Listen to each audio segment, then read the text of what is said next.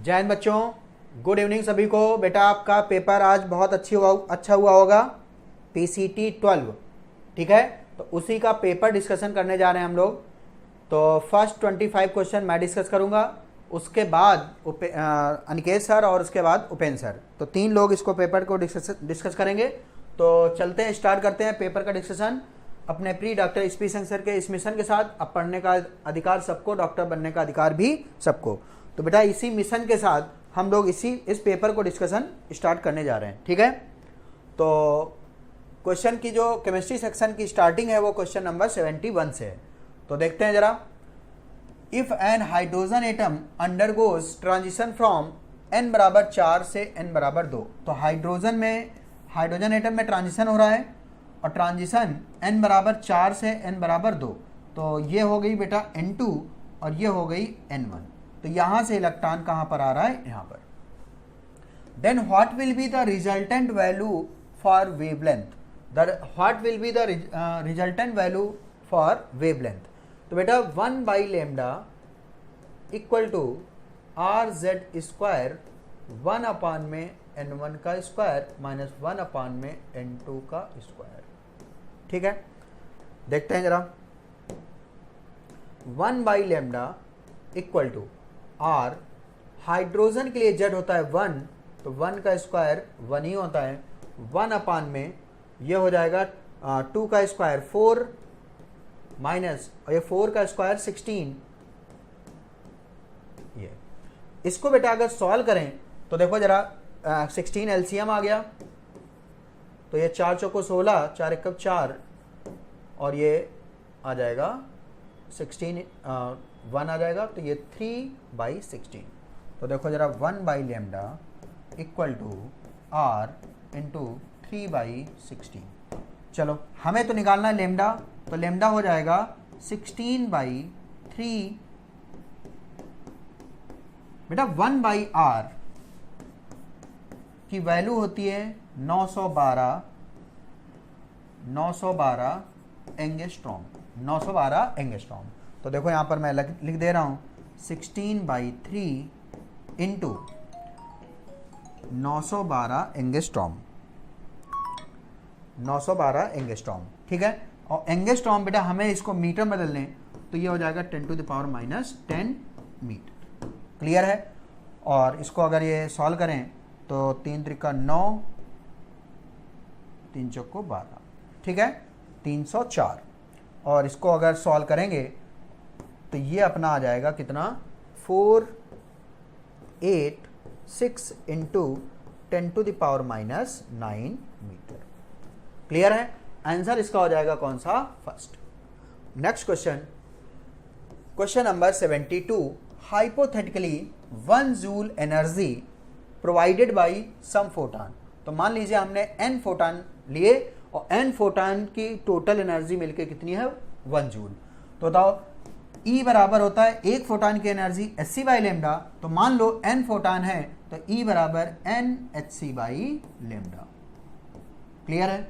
और ये total energy कितनी है, 1 जूल। तो 1 जूल, तो बताओ यहाँ पर नंबर ऑफ फोटान पूछे गए हैं और उनका वेवलेंथ बेटा कितनी है, 1000 नैनोमीटर। वेवलेंथ है 1000 नैनोमीटर, तो नंबर ऑफ फोटान कह रहे हैं कितने होंगे। तो n बराबर E lambda by hc, energy 1 joule, सब कुछ SI में रखना बेटा। तो लेमडा भी SI में, और ये है 1000 नैनोमीटर, नहीं 10⁻³ नैनोमीटर, और नैनोमीटर को मीटर बदला तो 10⁻⁹ मीटर, अपान में H 6.6 into 10⁻34 joule into second, और ये CGS में 3 इंटू 10⁸, 3 इंटू 10⁸। बेटा इसको सॉल्व करेंगे जब तो ये आ जाता है बेटा 5 इंटू 10⁻18, 5 इंटू 10⁻18। और यहाँ पर बेटा कहीं पर भी 5 इंटू 10⁻18 नहीं, यहाँ पर ये 15 लिखा हुआ है, तो यहाँ पर कोई भी ऑप्शन सही नहीं है। आंसर है बेटा कौन सा, 5 इंटू 10⁻18। इतने फोटान्स हो जाएंगे। अगला क्वेश्चन, क्वेश्चन नंबर 73। स्टेटमेंट 1 है, in writing the electronic configuration of an atom. जब हम लोग इलेक्ट्रॉनिक कॉन्फ़िगरेशन लिखते हैं तो 5s orbital will be filled before 4p, यानी कह रहे हैं यहाँ पर 5s पहले भरते हैं, 4p बाद में भरते हैं। बेटा एनर्जी जो इलेक्ट्रॉन की फिलिंग होती है वो हम लोग करते हैं n+l रूल से। जिसका n+l कम होगा उसको पहले फिल करेंगे, जिसका n+l ज़्यादा होगा उसको बाद में भरेंगे, क्योंकि energy directly proportional to n+l। तो पहले लोअर एनर्जी सबसेल भरेंगे, फिर हायर एनर्जी। तो देखो जरा n+l निकालें, अगर इसका 5 + 0 तो ये हो गया 5, और ये 4 + 1 ये भी 5। जब n+l सेम हो जाए तो जिसका n ज़्यादा होगा उसकी एनर्जी ज़्यादा होगी। तो बताओ जरा, इसका मतलब कि n तो इसका ज़्यादा है, n तो इसका ज़्यादा है, और अगर इसका n ज़्यादा है तो इसकी एनर्जी ज़्यादा होगी, और एनर्जी अगर ज़्यादा है तो ये बाद में भरा जाएगा। और यहाँ कह रहे हैं 5s ऑर्बिटल पहले भर रहे हैं, तो ये क्या हो गया, गलत। अगला statement 2, the n+l values for 5s orbital and 4p orbital are identical. कह रहे हैं कि 5s और 4p दोनों के लिए n+l की वैल्यू आइडेंटिकल है। बिल्कुल सही है। तो statement 1 incorrect, statement 1 is false, but statement 2 is true. तो स्टेटमेंट जो सेकंड है वो ट्रू है, और स्टेटमेंट फर्स्ट जो है वो फॉल्स है। Next question 74, uncertainty in position. Uncertainty in position यानी delta X of an electron. Electron का मास इन्होंने सीजीएस में दे दिया है 9.1 × 10⁻28 ग्राम, मूविंग विद वेलोसिटी, और वेलोसिटी है बेटा कितनी, 1 × 10⁴ सेंटीमीटर पर सेकेंड। एक्यूरेसी है इसकी है 0.01। तो बेटा यहाँ पर v दिया हुआ है कितना, 1 × 10⁴ सेंटीमीटर पर सेकेंड, ये दिया है v। बट हमें चाहिए डेल्टा v, और डेल्टा v निकालने के लिए v इतनी है और अनसर्टेनिटी इतना है। तो बेटा मैं इसका 10⁴ का अनसर्टेनिटी 0.01 डिवाइड बाई 100, ये हो गया। अब देखो जरा 0.01, ये पॉइंट उड़ाया, 2 0 बढ़ाया, तो ये 10⁴ कट गया, यानी डेल्टा v यानी वेलोसिटी में अनसर्टेनिटी कितनी है, 1 है। चलो अब हम लोग फार्मूला लिखते हैं, delta p into delta x। वैसे तो greater than or equal to h/4π होता है, बट न्यूमेरिकल के लिए हम लोग क्या लिखेंगे, इक्वल टू h/4π। अब देखो जरा, मोमेंटम होता है m इंटू वी, तो हमें यहाँ पर वेलोसिटी की बात किया है, तो मैं डेल्टा p की जगह मैं लिखूंगा m into delta we, but मुझे यहाँ पर डेल्टा x निकालना है, तो मैं ये सब कुछ इधर ले आऊंगा। तो बताओ यहाँ पर डेल्टा x इक्वल टू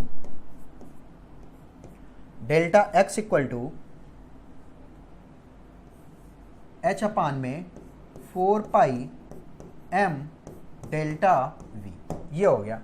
अब देखो जरा h की वैल्यू, अब देखो सब कुछ यहाँ पर सीजीएस, क्योंकि यहाँ पर सेंटीमीटर में तो सब कुछ सीजीएस में रखो, और h की वैल्यू यहाँ पर उन्होंने डायरेक्टली दे दी है, वो कितनी है 6.6 इंटू 10⁻⁻27 अर्ग सेकेंड, अपान में 4, पाई की value 3.14, mass of electron in CGS 9.1 into 10⁻⁻28, ठीक है, ये हो गया पाई m, और डेल्टा v कितना है बेटा, 1। डेल्टा v कितना है, 1, ठीक है। अब देखो जरा, अगर इसको हम लोग सॉल्व करेंगे, ये देखो -28 ऊपर गया, +28, और +28 में 27, ये कितना आ जाएगा 1, और 10⁻1 ये 10 हो गया। तो मैं अब ये देखो हटा दे रहा हूं इसको, 9.1। क्लियर है, बात समझ में आई। और इसको आप सॉल्व करेंगे बेटा, तो ये आपका आ जाएगा 0.57 सेंटीमीटर, 0.57 सेंटीमीटर। क्लियर है, आंसर हो जाएगा कौन सा, second. Next question 75, 2 electron occupying the same orbital. एक ही ऑर्बिटल में बेटा 2 इलेक्ट्रॉन अपोजिट स्पिन भरते हैं, और ये डिस्टिंग्विश होता है क्योंकि एक इलेक्ट्रॉन के लिए s प्लस हाफ तो दूसरे के लिए माइनस हाफ, अगर इसके लिए माइनस हाफ है तो इसके लिए प्लस हाफ। क्लियर है? तो यहाँ पर सेम ऑर्बिटल में जो दोनों इलेक्ट्रॉन हैं उनको हम लोग डिस्टिंग्विश करते हैं किससे? स्पिन क्वांटम नंबर से, क्योंकि सेम ऑर्बिटल में जो इलेक्ट्रॉन है उनके लिए n, l और m सेम होता है, बस अंतर होता है स्पिन क्वांटम नंबर। आंसर हो जाएगा 4। Next question, question number 76, the most appropriate possible values for the quantum number of 2p subshell. बेटा अगर हम लोग बात करें सबसेल के लिए, तो सबसेल के लिए हम लोग सबसेल को रिप्रेजेंट करने के लिए हम लोग क्या n और l की वैल्यू यूज करते हैं, ठीक है। ऑर्बिटल के लिए n, l और m यूज करते हैं, और इलेक्ट्रॉन को यूज बताने के लिए n, l, m और s यूज करते हैं। तो यहाँ कहा जा रहा है सबसेल, तो ये चारों क्वांटम नंबर, ये क्वेश्चन बेटा यहाँ पर ऑप्शन गलत होंगे, ठीक है। अब मैं इसका आंसर लिख रहा हूँ कि अगर क्वांटम नंबर लिखें ही 2p सबसेल के लिए तो n बराबर 2 लिखेंगे और l बराबर p के लिए 1, ये होगा। बात समझ में आई बेटा? ठीक है। Next question, question number 77, what is the relationship between atomic radius and ionisation energy. बेटा छोटे साइज जो होते हैं, छोटे साइज के एटम, उनसे इलेक्ट्रॉन निकालना मुश्किल होता है। जैसे ये एक मैंने छोटे साइज का एटम बना लिया और एक बड़े साइज का एटम बना लिया, ठीक है। यहाँ इलेक्ट्रॉन, इस इलेक्ट्रॉन की ये इलेक्ट्रॉन जो आउटर मोस्ट सेल का है वो न्यूक्लियस के नज़दीक है, तो इसका मतलब इस पर इलेक्ट्रॉन का जो न्यूक्लियस का अट्रैक्शन है उस पर ज़्यादा है, इसका मतलब इसको निकालना कठिन है, यानी आयनाइजेशन एनर्जी ज़्यादा है। यहाँ ये डिस्टेंस दूर है और दूर है तो इसका न्यूक्लियस पर अट्रैक्शन, न्यूक्लियस का इस इलेक्ट्रॉन पर अट्रैक्शन कम होगा, इसलिए इसको निकालना आसान है, इसलिए इसकी आयनाइजेशन एनर्जी लो होगी और इसकी आयनाइजेशन एनर्जी हाई होगी। तो इसका मतलब कि साइज कम है तो आयनाइजेशन ज़्यादा है, तो एटॉमिक रेडियस और आयनाइजेशन एनर्जी में इनवर्सली प्रोपोर्शन रिलेशन होगा। Next question 78, how does the atomic radius of N atomic changes when it gains an electron from negative ion. यानी कि अगर how does the atomic radius of an atom, यानी कोई एक atom है वो अपने नेगेटिव आयन में चेंज हो रहा है, तो बताओ जरा यहाँ पर कि radius of an atom changes when gain of an electron. जब एक एटम इलेक्ट्रॉन का गेन करता है तो साइज में क्या फर्क पड़ेगा। तो देखो जरा यहाँ पर जब एटम एनायन बनता है तो साइज इंक्रीज होता है, यानी जेड इफेक्टिव क्या हो जाएगा, डिक्रीज हो जाएगा। क्लियर है? तो आंसर हो जाएगा साइज इंक्रीज। साइज क्या हो जाएगा, इंक्रीज। तो देखो जरा ए माइनस ए प्लस, ठीक है।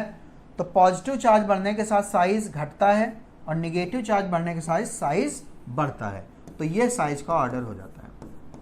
क्लियर है? नेक्स्ट क्वेश्चन, अगला क्वेश्चन है यहाँ पर 79, in which element the electron will be experiencing होना चाहिए बेटा, ठीक है, experiencing the highest effective nuclear charge. तो कह रहे हैं इनमें से सबसे ज़्यादा इफेक्टिव न्यूक्लियर चार्ज किस पर होगा। तो देखो जरा बेरिलियम है, बोरान है, कार्बन है, नाइट्रोजन है, ऑक्सीजन है। तो अगर हम लोग बात करें लेफ्ट टू राइट, ये सेम पीरियड के हैं और ये सेम पीरियड में लेफ्ट टू राइट जाने पर साइज घटता है ड्यू टू जो इफेक्टिव न्यूक्लियर चार्ज है यानी जेड इफेक्टिव वो बढ़ता है। क्लियर है? तो इसका मतलब सबसे ज्यादा जो जेड इफेक्टिव है वो किसका होगा, ऑक्सीजन का। आंसर हो जाएगा first. Next question 80, in which the size of an ionic species. बेटा आयनिक स्पीसीज है, अगर हम लोग Na+ में देखें Mg2+, Si2+ और Cl+7, ये सभी आइसो इलेक्ट्रॉनिक स्पीसीज हैं और सभी में बेटा कितने इलेक्ट्रॉन है, 10। सभी में कितने इलेक्ट्रॉन है, 10। देखो यहाँ 17 थे, 7 निकल गए 10, ठीक है। ऐसे ही यहाँ पर जैसे सोडियम में 11 थे, 1 निकल गया 10, 12 थे 2 निकल गए 10। तो ये सब आइसो इलेक्ट्रॉनिक स्पीसीज हैं और आइसो इलेक्ट्रॉनिक स्पीसीज में पॉजिटिव चार्ज बढ़ने के साथ साइज घटता है और नेगेटिव चार्ज बढ़ने के साथ साइज बढ़ता है। तो बताओ यहाँ पर पॉजिटिव कम है तो साइज सबसे ज़्यादा होगा, पॉजिटिव ज़्यादा है तो साइज सबसे कम होगा। आंसर हो जाएगा कौन सा? फर्स्ट।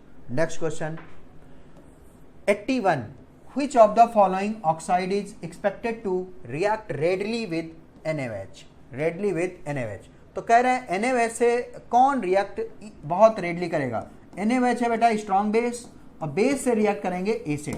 तो ये तो कैल्शियम ऑक्साइड, मेटल के ऑक्साइड बेस होते हैं, बेस से रिएक्शन नहीं होगी। सोडियम का ऑक्साइड ये फिर से मेटल का ऑक्साइड बेस होता है, बेस की रिएक्शन नहीं होगी। ये है एसिडिक और ये भी एसिडिक बेटा। लेकिन यहाँ पर अगर हम लोग दोनों की बात करें, एसिडिक स्ट्रेंथ जिसकी ज़्यादा होगी वो बेस से रिएक्ट भी रेडली करेगा। तो बताओ यहाँ पर ये +7 है और यहाँ ये +4 है और पॉजिटिव ऑक्सीडेशन स्टेट बढ़ने के साथ एसिडिक स्ट्रेंथ ऑक्साइड की बढ़ती है। तो यहाँ पर सबसे ज़्यादा एसिडिक यही होगा। आंसर हो जाएगा third. Next question, question number 82, which of the following process involves absorption of energy? तो किसमें एनर्जी एब्जॉर्ब होगी? बेटा यहाँ पर देखो पहला इलेक्ट्रॉन ले रहा है, पहला इलेक्ट्रॉन ले रहा है, पहला इलेक्ट्रॉन ले रहा है, ठीक है, क्योंकि मोनो एटॉमिक एनायन बन रहा है। लेकिन यहाँ पर देखो बेटा पॉली एटॉमिक एनायन बनेगा। तो ये पहले से ही एनायन था और इलेक्ट्रॉन इलेक्ट्रॉन में रिपल्सन होगा, इसलिए ये प्रोसेस एंडोथर्मिक होता है। तो तुम्हें याद रखना है बेटा कि पॉली एटॉमिक एनायन का फॉर्मेशन ऑलवेज एंडोथर्मिक होता है। Next question 83, which among the following shows the limitation of Lewis octet rule? तो लेविस ऑक्टेट रूल का कौन सा एक्सेप्शन होगा? तो बेटा एक्सेप्शन हाइपरवैलेंट, हाइपोवैलेंट यानी 8 से ज़्यादा 8 से कम अगर इलेक्ट्रॉन है तो 8 से ज़्यादा और 8 से कम इलेक्ट्रॉन है तो वो ऑक्टेट रूल को फॉलो नहीं करते हैं, यानी कि limitation of Lewis octet rule कहलाएंगे, ठीक है। और ऑड इलेक्ट्रॉन स्पीसीज भी क्या होंगी? Limitation of Lewis octet rule. तो ये जो NO है वो ऑड इलेक्ट्रॉन स्पीसीज है, इसलिए आंसर क्या हो जाएगा? सेकेंड। और यहाँ पर देखो इसके पास 4 बॉन्ड 8 इलेक्ट्रॉन, यहाँ पर कार्बन से ऑक्सीजन डबल बॉन्ड जुड़ा हुआ है, इसका मतलब 4 बॉन्ड फिर से 4 बॉन्ड 8 इलेक्ट्रॉन। तो इसके पास भी 8 इलेक्ट्रॉन। NH4+ में भी यहाँ पर नाइट्रोजन के पास कितने हैं? 4 बॉन्ड 8 इलेक्ट्रॉन, ठीक है। तो यहाँ पर ऑक्टेट सब में है, यहाँ पर ऑक्टेट, यहाँ पर ऑक्टेट, यहाँ पर ऑक्टेट। आंसर कौन सा हो जाएगा? सेकेंड। आंसर हो जाएगा बेटा second. Next question 84, A sigma bond is form by the overlapping of. Sigma bond किसकी ओवरलैपिंग से बनेगा? बेटा अगर हम लोग S और S की बात करें, अगर ये सेम एक्सिस S और S की ओवरलैपिंग से सिग्मा बनेगा, S और P की ओवरलैपिंग से भी क्या बनेगा? सिग्मा। और P और P की ओवरलैपिंग से भी सिग्मा बन सकता है। क्लियर है? तो P और P की ओवरलैपिंग से अगर एक्सियल ओवरलैपिंग हो तो क्या बनेगा? सिग्मा। अगर कोलैटरल ओवरलैपिंग हो तो पाई बनेगा, ठीक है। यहां पर अगर ये ऐसे ओवरलैप हो जाए तो फिर कोई बॉन्ड फॉर्म नहीं होगा, ठीक है। तो अगर ये एक्सियल ओवरलैपिंग है तो यहां पर सिग्मा बॉन्ड का फॉर्मेशन होगा। आंसर हो जाएगा, कह रहे हैं SS ओवरलैप ऑर्बिटल एलोन नहीं, S and P orbital alone नहीं, SS से भी बन सकता है, SP से भी बन सकता है और PP orbitals along the internuclear axis. तो आंसर कौन सा हो जाएगा? थर्ड। नेक्स्ट क्वेश्चन 85, अगर बेटा हम लोग जीनॉन की बात करें, जीनॉन है इनर्ट गैस और ये NH2NP6, ठीक है, 2 यहां और 6 यहां, 1 2 3 4 5 6, ये हो गया। अब देखो जरा, यहां पर अभी तो पूरे कंप्लीट है, यहां पर कोई भी अनपेयर्ड लिंक नहीं है, लेकिन अगर हम लोग बात करें इसको एक्साइट करा दें, ठीक है, आगे तो अगर ये एक इलेक्ट्रॉन एक्साइट होगा तो कितने अनपेयर्ड हो गए? 2, यानी कि इसकी जो ग्राउंड स्टेट पर कोई भी बॉन्ड नहीं बनाता, फर्स्ट एक्साइटेड स्टेट में की वैलेंसी कितनी? 2। फिर ये अगर ये जाएगा तो 4, फिर ऐसे 6, ठीक है। तो ये इसका मतलब 2 बॉन्ड 4 बॉन्ड और 6 बॉन्ड। यहां पर XC 2 बॉन्ड बन सकते हैं, 4 बन सकते हैं, 6 बन सकते हैं, बट XC5 एग्जिस्ट नहीं करता, XCF5 एग्जिस्ट नहीं करता। अगला 86, मैच द कॉलम है बेटा, यहां पर शेप बनाना है देखो जरा, जीनॉन के पास वैलेंस इलेक्ट्रॉन 8, जिसमें से 4 बॉन्ड बनाने में खर्च हो गए, तो ये 4 बचे होंगे। यहाँ पर 6, तो 2 बचे होंगे। 2 2 4, डबल बॉन्ड से ऑक्सीजन जुड़ेगा, तो यहाँ पर टोटल कितने इलेक्ट्रॉन यूज हो गए? 6, तो 1 लोन पेयर। यहाँ पर 2 ऑक्सीजन ले गया, और बेटा यहाँ पर जीनॉन होना चाहिए, XeOF2, तो 2 यहाँ पर खर्च हो और 2 फ्लोरीन, तो 4, 5 6 7 8। ये अब देखिए जरा, 4 सिग्मा 2 लोन पेयर, 4 और 2 6, यानी कि हाइब्रिडेशन हो गया sp3d2, और sp3d2 के केस में 2 लोन पेयर स्क्वायर प्लानर। यहाँ पर देखो 6 और 1 7, 6 सिग्मा 1 लोन पेयर 7, और 7 के केस में sp3d3 हो जाएगा, और sp3d3 के केस में 1 लोन पेयर बोलेंगे डिस्टॉर्टेड ऑक्टाहेड्रल या कैप्ड ऑक्टाहेड्रल।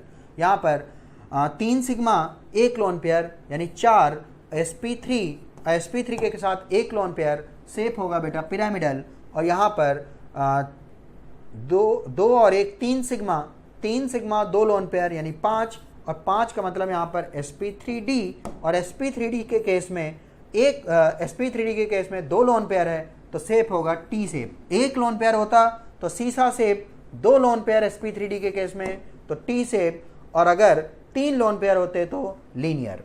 क्लियर बेटा? नेक्स्ट क्वेश्चन, अगला क्वेश्चन है 87, the molecule does not have bend shape. बेटा कौन बेंड शेप होगा? जरा देखना, सल्फर के पास वैलेंस इलेक्ट्रॉन 6 और ऑक्सीजन डबल बॉन्ड से जुड़ता है, यानी कि 4 इलेक्ट्रॉन यूज हो गए, इसका मतलब 1 लोन पेयर। ओजोन बेटा बेंड शेप होता ही है, ठीक है, ओजोन बेंड शेप, क्योंकि इसके बाद देखो जरा, ऑक्सीजन 2 2 4, इसका मतलब 1 लोन पेयर यहाँ पर। तो बताओ यहाँ पर हाइब्रिडेशन है sp2, और sp2 के केस में 1 लोन पेयर शेप क्या होगा? Bend shape. ऐसे ही SO2 S double bond O, और इसके पास 2 2 4 इलेक्ट्रॉन यूज हो गए बॉन्ड बनाने में, 1 लोन पेयर। फिर से यहाँ पर हाइब्रिडेशन sp2, और sp2 के केस में 1 लोन पेयर शेप कैसा होगा? Bend shape. वाटर बेटा दुनिया को पता है कि ये बेंड शेप होता है, ठीक है। ये देखो जरा, 2 सिग्मा 2 लोन पेयर, हाइब्रिडेशन हो गया sp3, और sp3 के केस में 2 लोन पेयर शेप होता है बेंड शेप। NH4+ ये होता है NH4 नाइट्रोजन की अगर हम लोग बात करें, ये, और ये 4 सिग्मा 0 लोन पेयर, हाइब्रिडेशन होगा sp3, और sp3 के केस में 0 लोन पेयर, ये शेप होगा इसका टेट्राहेड्रल, तो ये है बेंड शेप नहीं है, बाकी सब क्या है? Bent shape. नेक्स्ट क्वेश्चन, अगला क्वेश्चन है 88, in which of the following set of compound या आयन हैज लीनियर शेप। कौन इसमें लीनियर शेप होगा? बेटा अगर हम लोग NO2+ को चेक करें, NO2+ को, नाइट्रोजन के पास valence electron 5 plus monovalent atom 0, और माइनस चार्ज को प्लस ऐड करते हैं, प्लस चार्ज को सब्ट्रैक्ट करते हैं, तो +1 है तो -1 कर दिया, डिवाइड बाई 2। तो बताओ 5 - 1 4 डिवाइड बाई 2, ये आ जाएगा स्टेरिक नंबर, इसका 2 आ गया। और स्टेरिक नंबर 2 का मतलब यहाँ पर हाइब्रिडेशन sp, और अगर शेप sp है तो शेप कैसा होगा इसका? लीनियर। तो NO2+ लीनियर हो गया। CO2 चेक करें, C डबल बॉन्ड O, बताओ यहाँ पर 2 सिग्मा, और हाइब्रिडेशन क्या होगा इसका? sp, और शेप होगा लीनियर, तो CO2। XeF2 अगर देखें, XeF2 बताओ यहाँ पर 2 बॉन्ड बने, इसका मतलब 2 इलेक्ट्रॉन यूज को हो चुके, और जीनॉन के पास थे 8, इसका मतलब 3 लोन पेयर अभी बाकी है, ठीक है। अब देखो जरा, 3 लोन पेयर और 2 बॉन्ड पेयर, 3 और 2 5, sp3d हाइब्रिडेशन हो गया, और sp3d के केस में 3 लोन पेयर, शेप होता है लीनियर। शेप कैसा होता है? लीनियर। तो आंसर बेटा कौन सा हो गया? और लीनियर के केस में बॉन्ड एंगल कितना होगा? 180, तो आंसर हो जाएगा 3rd। Next question 89, the shape of IF4+, IF4 बेटा फिर से हाफ, हाइब्रिडेशन के लिए हाफ, सेंट्रल एटम के पास valence electron 7 plus monovalent atom 4, और पॉजिटिव चार्ज +1 है, तो हम लोग करेंगे -1। 7 4 4 - 1 3, और 7 और 3 10, डिवाइड बाई 2, यह आ जाएगा 5, और 5 का मतलब होता है sp3d, अब देखो जरा 5 ये हो गए और साइड एटम 4 ही है, तो 5 - 4 1 लोन पेयर। तो इसके पास कितना लोन पेयर है? 1। और sp3d का केस है और 1 लोन पेयर है, और sp3d के केस में 1 लोन पेयर होता है तो शेप होता है सीसा शेप। उसी का दूसरा नाम है डिस्टॉर्टेड टेट्राहेड्रल। ये बेटा एनसीईआरटी में दिया हुआ है, डिस्टॉर्टेड टेट्राहेड्रल। आंसर क्या हो जाएगा? 4। क्लियर है? इसी को बोलते हैं seesaw shape, seesaw shape. Clear है? 90 the percentage S character in methane. Methane का बेटा, अगर मीथेन में कार्बन का हाइब्रिडेशन देखें तो sp3, और यहां पर अगर बात करें परसेंटेज एस, तो परसेंटेज एस 4 में बेटा 1 एस है, तो यानी कि 25% है। क्लियर है? 25%। परसेंटेज एस 25% और परसेंटेज पी 75%। 91 बेटा, यहां पर 3 थर्मोडायनेमिकल इक्वेशन दी हुई हैं जिनका डेल्टा एच भी दिया हुआ है।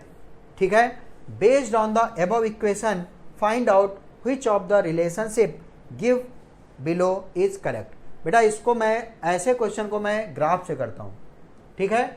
अगर हम लोग देखें तो कार्बन का कंबसन अगर करें तो पहले कार्बन से CO बनेगा, कार्बन के कंबसन से CO, और CO का कंप्लीट कंबसन कराएं तो CO2। ठीक है? इसका मतलब कंबसन जो प्रोसेस होता है वो एक्सोथर्मिक होता है। तो बताओ इसका मतलब कि इसकी एनर्जी सबसे ज़्यादा, फिर कुछ एनर्जी रिलीज हुई इसकी, और सबसे कम एनर्जी इसकी। तो मैं 3 लेवल बना ले रहा हूँ, ये C, ये CO2 और ये CO और CO2। क्लियर है? अब देखो जरा, अब मैं यहां पर अगर ये एनर्जी लेवल है, ठीक है? अब देखो जरा, C से CO2 कितना है डेल्टा H? X। तो ये C से CO2 ये है बेटा X।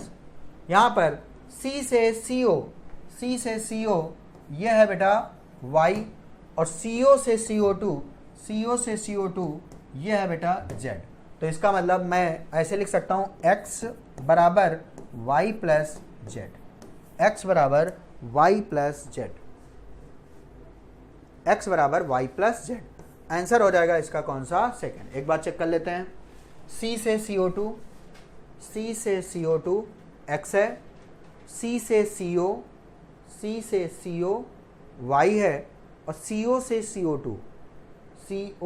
CO2 Z है। आंसर कौन सा हो जाएगा? सेकंड। क्लियर है? नेक्स्ट क्वेश्चन 92 बेटा, यहां पर हैश लॉ का यूज करेंगे हम लोग।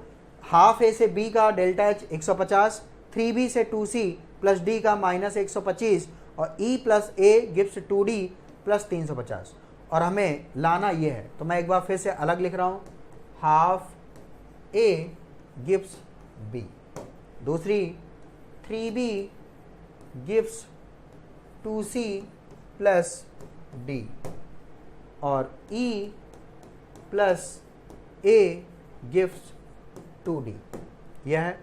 और मुझे लाना है B plus D gives E plus 2c।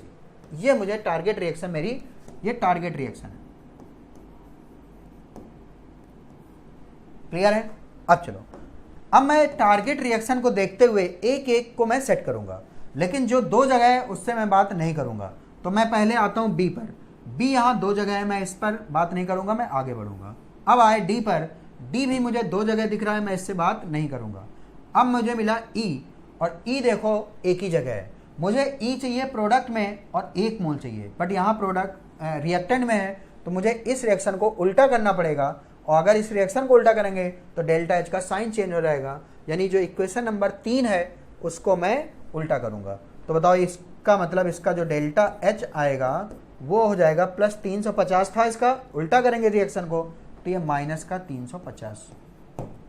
Okay, अब आगे बढ़े तो हमें C मिला। अब C देखो जरा, C भी एक ही जगह है, और प्रोडक्ट साइड में 2C है, और प्रोडक्ट में ही 2C चाहिए। तो इसका मतलब जैसे है वैसे ही जोड़ देना है।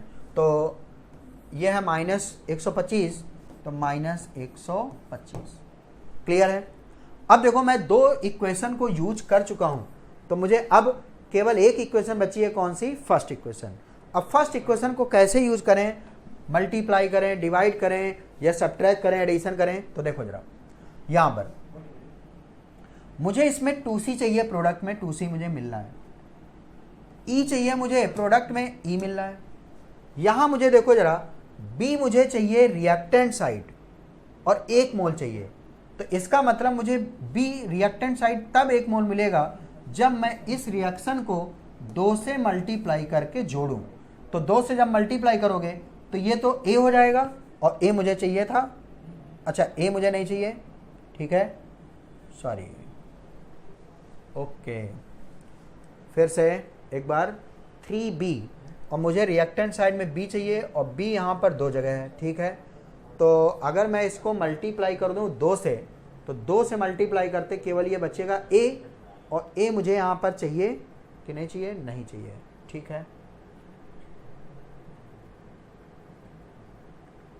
अच्छा हाँ ठीक है, 2d, मैंने इस रिएक्शन को उल्टा किया है, हाँ ठीक है। तो ये जब उल्टा करेंगे तो a तो इधर आ जाएगा ना, और a और a कट जाएगा, बिल्कुल सही है। ये देखो a जब 2 से मल्टीप्लाई करने के बाद ये a बचा, और ये जब रिएक्शन को उल्टा कर चुके हैं एक बार, तो ये a इधर आ जाएगा, a कट जाएगा, ठीक है। अब देखो जरा यहां पर ये 3b है, और 2 से जब मल्टीप्लाई करोगे तो ये क्या हो जाएगा 2b, और ये 2b से 2b कट जाएगा, तो इधर क्या बचा b, तो देखो b आ रहा है। तो इसका मतलब इस रिएक्शन को मैं 2 से मल्टीप्लाई करूंगा और ऐड करूंगा, तो 2 से मल्टीप्लाई करूंगा यानी कि ये डेल्टा एच भी क्या हो जाएगा 300, तो प्लस का 300। तो देखो जरा प्लस के 300 से प्लस माइनस का 300 कर दम, तो ये क्या बचा -50, और -50 और -125 ये हो जाएगा कितना -175, -175 जूल। क्लियर है। नेक्स्ट क्वेश्चन 93, यहां पर हैज लॉ हम लोग लगा देते हैं बेटा। S से देखो जरा, S से SO2 और SO2 से SO3, बेटा रिएक्शन को चाहे एक स्टेप में कराओ चाहे इनफाइनाइट स्टेप में, टोटल एंथैल्पी चेंज सेम होता है। तो यही हैज लॉ लगा देते हैं। तो देखो S से SO3, S से SO3 यानी कि S से SO3 यानी ये दिया है कितना -2x, ठीक है। SO2 से SO3, SO2 से SO3 ये कितना है -y।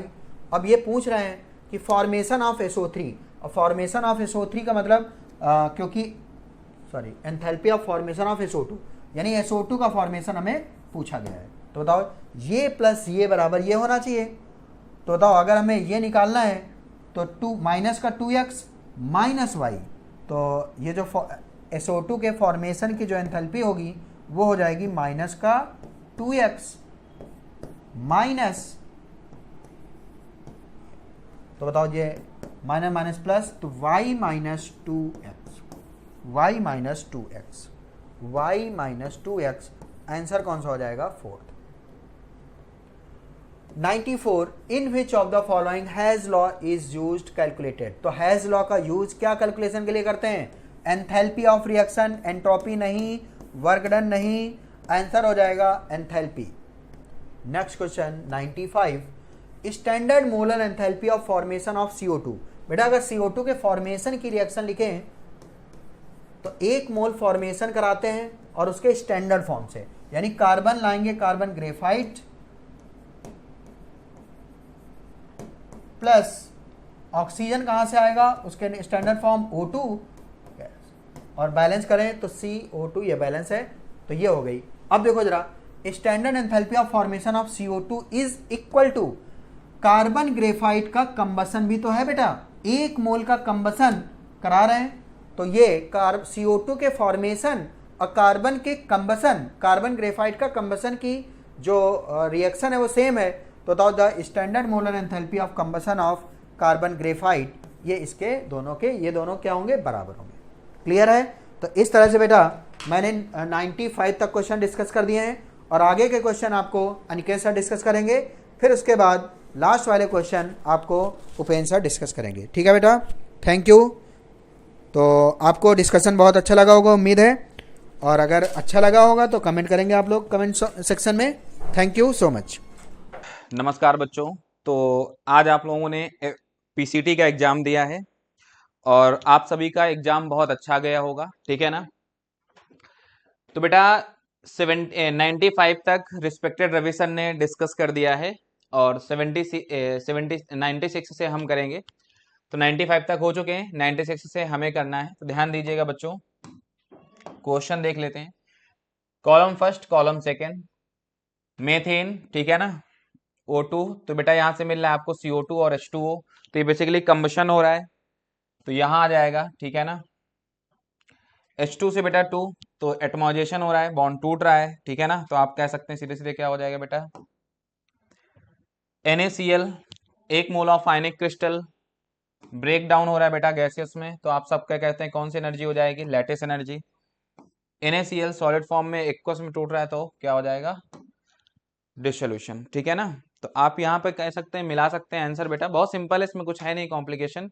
तो आप सीधा सीधा कह सकते हैं बेटा, ए का क्या हो गया आपका, ए का क्या है आपका, थर्ड है। तो ए का थर्ड सिर्फ इसी में है, और बी का भी देख लेते हैं, बी का फोर्थ, सी का बेटा आपका सेकंड है, और डी का आपका फर्स्ट है।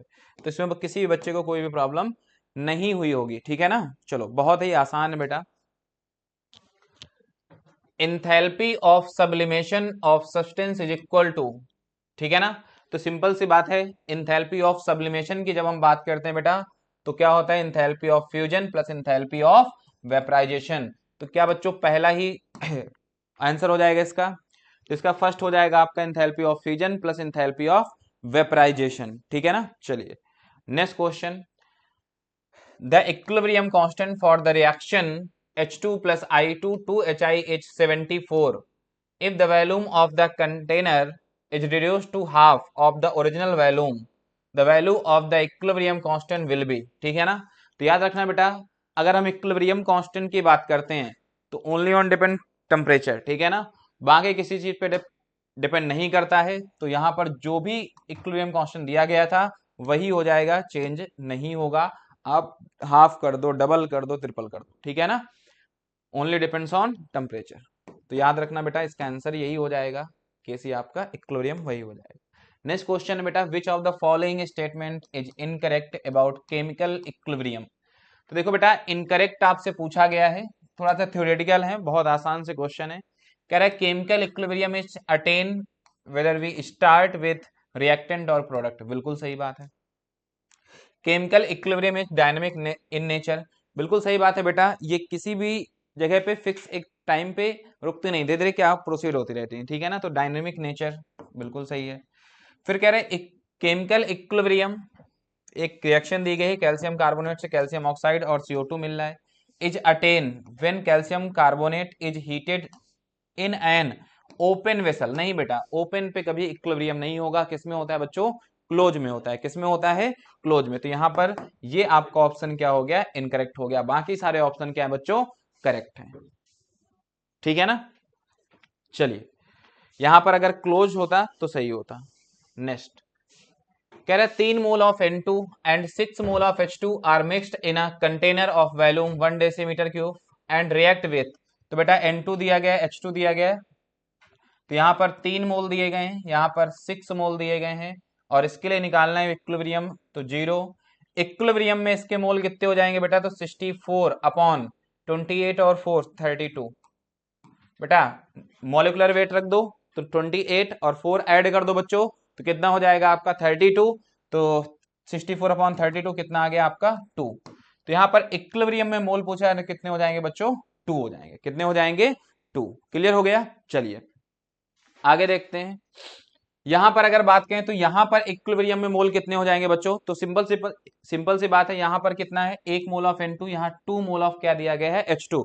तो आप एक बात कह सकते हो बेटा कि यहाँ कितना हो जाएगा 3 माइनस 2, ठीक है, और यहाँ क्या हो जाएगा 6 माइनस 2, ठीक है ना। क्लियर हो गया, 6 माइनस 2, लेकिन 2 मोल ऑफ H2 के लिए तो कितना हो जाएगा, सीधे सीधे 4। तो देखो बेटा, यहां पर आ जाएगा 1, यहां पर आ गया आपका 2 और 2। आपको निकालना क्या है, इक्विलिब्रियम कांस्टेंट Kc। तो सीधे सीधा रख दो बेटा, 2 अपॉन कितना हो जाएगा बच्चों, 2 का स्क्वायर 4, लिख ही दे रहे हैं बेटा, 2 का स्क्वायर हो गया N2 बेटा 1 का कुछ नहीं, ठीक है। तो ये आपका आ जाएगा बेटा 1/2, ठीक है ना, 0.5 आंसर। तो 0.5 आ चुका है आपका, सिंपल, ठीक है। चलिए नेक्स्ट क्वेश्चन देखो बच्चों, कंसीडर द फॉलोइंग इक्विलिब्रियम। तो मान लीजिए एक रिएक्शन दी गई, इसके लिए इक्विलिब्रियम कांस्टेंट K1 दिया गया है बच्चों। दूसरी रिएक्शन क्या दी गई है, तो इसको हमने रिवर्स किया, तो ये क्या हो गया, मान लीजिए इसके लिए दिया गया K2, तो आप लिख सकते हैं K2 बराबर क्या हो जाएगा बच्चों, यहाँ पर 1/K1, ठीक है ना, रेसिप्रोकल। अब आपसे कह रहा है 2 से मल्टीप्लाई भी कराया है, तो यहां से हो जाएगा K2 बराबर 1/K1 की पावर कितना 2। यहाँ पर देखो K2 नहीं दिया गया है, ठीक है ना, तो यहाँ पर आप कहोगे K2 बराबर हो जाएगा बच्चों, सॉरी K1 इधर आ जाएगा और K2 बराबर ये लिख सकते हो K2 स्क्वायर इधर आएगा, तो रूट 1/K1, K1 भैया इधर ले आओ, तो ये आपका बन गया K1 equal to 1/√K2। Check करो बच्चों कौन सा आ गया, K1 equal to 1/√K2 second हो जाएगा, ठीक है ना बच्चों। काफी इजी पेपर था, होप आप सबका बहुत बेहतरीन पेपर गया होगा बच्चों। बस इसी तरीके आप लोग टेस्ट देते रहिए, जो भी डाउट है वो पूछते रहिए, ठीक है ना, और अपने कॉन्सेप्ट क्लियर करते रहिए। चलो next question, 4 mole of A are mix with 4 mole of B when 2 mole of C are formed at equilibrium according to the reaction A plus B C plus D। तो बहुत simple सी बात है बेटा, मोल आपको दिए गए हैं, ठीक है ना, तो आप सीधे सीधे रख दो। मान लीजिए इसके मोल आपको दिए गए हैं बेटा 4 मोल ऑफ A, यहां पर दिए गए 4 mole of B when 2 mole of C। तो मान लीजिए इसके कुछ नहीं 0 0, तो 4 4। मान लीजिए बेटा इस x मोल का डिसोसिएशन, तो 4 माइनस एक्स, यहां पर x x। अब कह रहा है कि C के मोल कितने दिए गए बेटा, तो C की वैल्यू कितनी हो जाएगी, तो मतलब x इक्वल टू कितना हो गया 2 when 2 mole of C at form at equilibrium. तो एट इक्विलिब्रियम की जब हम बात करेंगे बच्चों, तो देखो C के मोल दिए गए, मतलब x की वैल्यू एक हिसाब से यहां पर दी गई है, थोड़ा लिख दे रहे हैं अच्छे से, x हो गया, थोड़ा इसको पतला कर लिया जाए भाई, हाँ अब ठीक है। तो x इक्वल टू 2 हो गया, रख दो सारी वैल्यू बेटा, तो यहाँ 2 आ जाएगा, 2 आ जाएगा, 2 आ जाएगा और बेटा 2 आ जाएगा। तो जब आप रखोगे तो सीधे सीधे आपको निकालना है क्या, इक्विलिब्रियम कांस्टेंट, तो Kc इक्वल टू क्या हो जाएगा 2 इंटू 2 अपॉन बेटा 2 इंटू 2, सीधा सीधा कितना आ गया बच्चों 1, ठीक है, तो 3 हो जाएगा। क्लियर हो गया। चलिए नेक्स्ट क्वेश्चन देखो बच्चों, XY2 dissociate as XY2 XY और Y। तो सिंपल है, देखो बेटा इसको नीचे लिख लेते हैं, XY2 Y है, ठीक है, XY प्लस Y, ठीक है ना। तो ध्यान देना बच्चों, यहां पर इनिशियल प्रेशर ऑफ XY2 कितना है 600, the total pressure at equilibrium 800। तो मान लीजिए 600 माइनस का x, यहां पर बेटा x और x, और टोटल प्रेशर आपको दिया गया 800, तो सीधा PT इक्वल टू लगा देंगे, तो 800 बराबर 600 माइनस x प्लस x, खत्म हो गया बेटा ये, तो यहां आ जाएगा आपका, ठीक है, और 600 इधर भेज दो बेटा, तो माइनस का आ जाएगा, तो x इक्वल टू आप क्या कहेंगे सीधे सीधे 200, क्या कह देंगे बच्चों 200, ठीक है ना, क्लियर हो गया। अब ध्यान देना, आपको केपी बताना है बच्चों, तो केपी सब क्या हो जाएगा, ध्यान दीजिएगा, एक्स वाई, ठीक है, सीधा रख दे रहे हैं वैल्यू 200 इंटू बच्चों 200 अपॉन कितना हो जाएगा बेटा, और एक्स के यहां रख दोगे तो इक्विलिब्रियम पे आ जाएगा, ये आपका 600 माइनस 200, ये आपका 400, ठीक है, तो ये आपका आ गया बेटा 400 100, तो केपी आपका आ चुका है बच्चों 100, ठीक है ना बेटा। चलिए, तो यहां पर आ जाएगा आपका 100, क्लियर हो गया। चलो next question, an acid have pH दिया गया बेटा कितना 5.3, what is the H plus concentration for this acid. तो बेटा सिंपल सा फॉर्मूला होता है pH equal to minus log H plus concentration, ठीक है ना। तो यहां पर पीएच दिया गया है 5.3 minus log H plus concentration, ठीक है ना, क्लियर हो गया। अब जब इसको सॉल्व करेंगे तो आपको बहुत सिंपल तरीका बता दे रहे हैं बेटा, इसको आप लिख सकते हैं H plus concentration equal to 10 to की पावर बेटा माइनस का 5.3 एंटी लॉग जब लेंगे। अब आपको एंटी लॉग सॉल्व करना भी आपको मैं सिखा दे रहा हूं, सिंपल से एक छोटी सी ट्रिक है, समझ लीजिएगा बच्चों। तो H plus concentration equal to हो जाएगा, जो ये लिखा गया इसको थोड़ा इस तरीके से लिखिएगा, जो भी ये नंबर लिखो बेटा इसको कुछ इस तरीके से लिख देना है आपको, 10 की पावर माइनस का 5, ठीक है, माइनस 0.3, ठीक है ना। तो ये 5.3 ही लिख गया, और इसमें प्लस जोड़ देना और एक घटा देना, तो बेटा वही चीज लिख गया, ठीक है ना। सिंपल तरीका है, माइनस का 5, माइनस का 0.3, प्लस का 1 और माइनस का 1। बेटा माइनस का 1 और माइनस का 5, इसको आप लिख सकते हैं 10 टू की पावर माइनस का 6 इनटू, बेटा ये कितना लिखा हुआ है, अगर हम दूसरा वाला देखें अलग करके लिख लें इसको, तो ये लिखा हुआ है आपका 1 में 0.3 घटाओगे तो ये 0.7। बच्चों आप सबको पता है कि अगर आप वैल्यू निकालेंगे 10 की पावर 0.7, आप लोग याद करते हैं जब एंटी लॉग है सबको, सब लोग याद करते हैं, याद करवाया जाता है, तो इसकी वैल्यू होती है बच्चों कितनी, 5, ठीक है ना, कितनी होती है 5। तो यहां पर आ जाएगा 5 इंटू 10 की पावर बेटा माइनस का 6। तो ये सिंपल तरीका होता है एंटी लॉग सॉल्व करने का। हो सकता है आपके डिफरेंट डिफरेंट मेथड हो, तरीके हो, अगर आपको बढ़िया लगे तो अप्लाई कर लीजिएगा, अदरवाइज क्वेश्चन का कॉन्सेप्ट मैंने आपको बता दिया तो आप लोग सॉल्व कर लीजिएगा, ठीक है ना बेटा। आपको ये वाला मेथड लगाना हो लगा लीजिएगा, दूसरा भी लगा सकते हैं। तो ये 5 इंटू 10 की पावर माइनस 6 आंसर आ जाएगा, ठीक है ना दोस्तों। तो नेक्स्ट क्वेश्चन की तरफ बढ़ते हैं हम लोग। How many sigma and pi bond are present. देखो बेटा बहुत ही आसान है, बहुत आसान पेपर था आज का, ठीक है ना। देखो यहां पर बेटा 1 सिग्मा, 2 सिग्मा, 3, 4, 5, 6, 7 और 7 3 10, 3 यहां पर है सिग्मा, ठीक है ना बेटा। एक सी एच बॉन्ड पे है इसलिए, तो 10 सिग्मा होगा भैया। पाई पूछा गया तो 2 पाई यहां पर है दोस्त, और 1 पाई यहां पे है, तो 3 पाई, तो 10 सिग्मा 3 पाई, ये दिख रहा है आपका सेकंड, ठीक है ना दोस्तों। नेक्स्ट क्वेश्चन देखो, which type of hybridisation of each carbon is there is the compound. तो देखो बेटा हाइब्रिडाइजेशन पूछा गया ईच कार्बन का, तो इसका हो जाएगा आपका sp3, इसका हो जाएगा बच्चों sp2, sp2, sp। तो देखो बेटा sp3, sp2, sp2, sp यही दिया गया है, तो आंसर क्या हो जाएगा बच्चों, फर्स्ट हो जाएगा। Next question, which of the following represent the given sequence of hybridization of carbon atom to left to right, sp2 sp2 sp sp। तो देखो बेटा अगर हम देखें तो यहां पर इसका हो जाएगा sp2, इसका हो जाएगा बेटा sp2, इसका हो जाएगा sp और इसका भी हो जाएगा sp। तो देखो बेटा sp2 sp2 sp sp, तो फर्स्ट हो जाएगा आपका, ठीक है ना बच्चों। Next question, what are the hybridization and shape of the following molecule, CH3F, ठीक है ना। यहां पर अगर देखें तो C, एक F ये आ गया, H H H, ठीक है ना।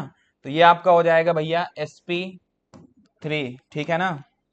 एक ये हो जाएगा, इसका हाइब्रिडाइजेशन निकालो sp, ठीक है ना।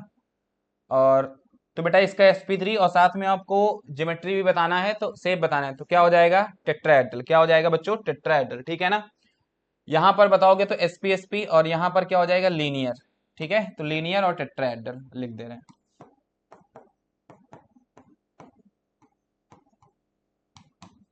तो देखो बेटा sp3 tetrahedral, sp linear, second option पे चले जाएंगे, ठीक है ना बच्चों।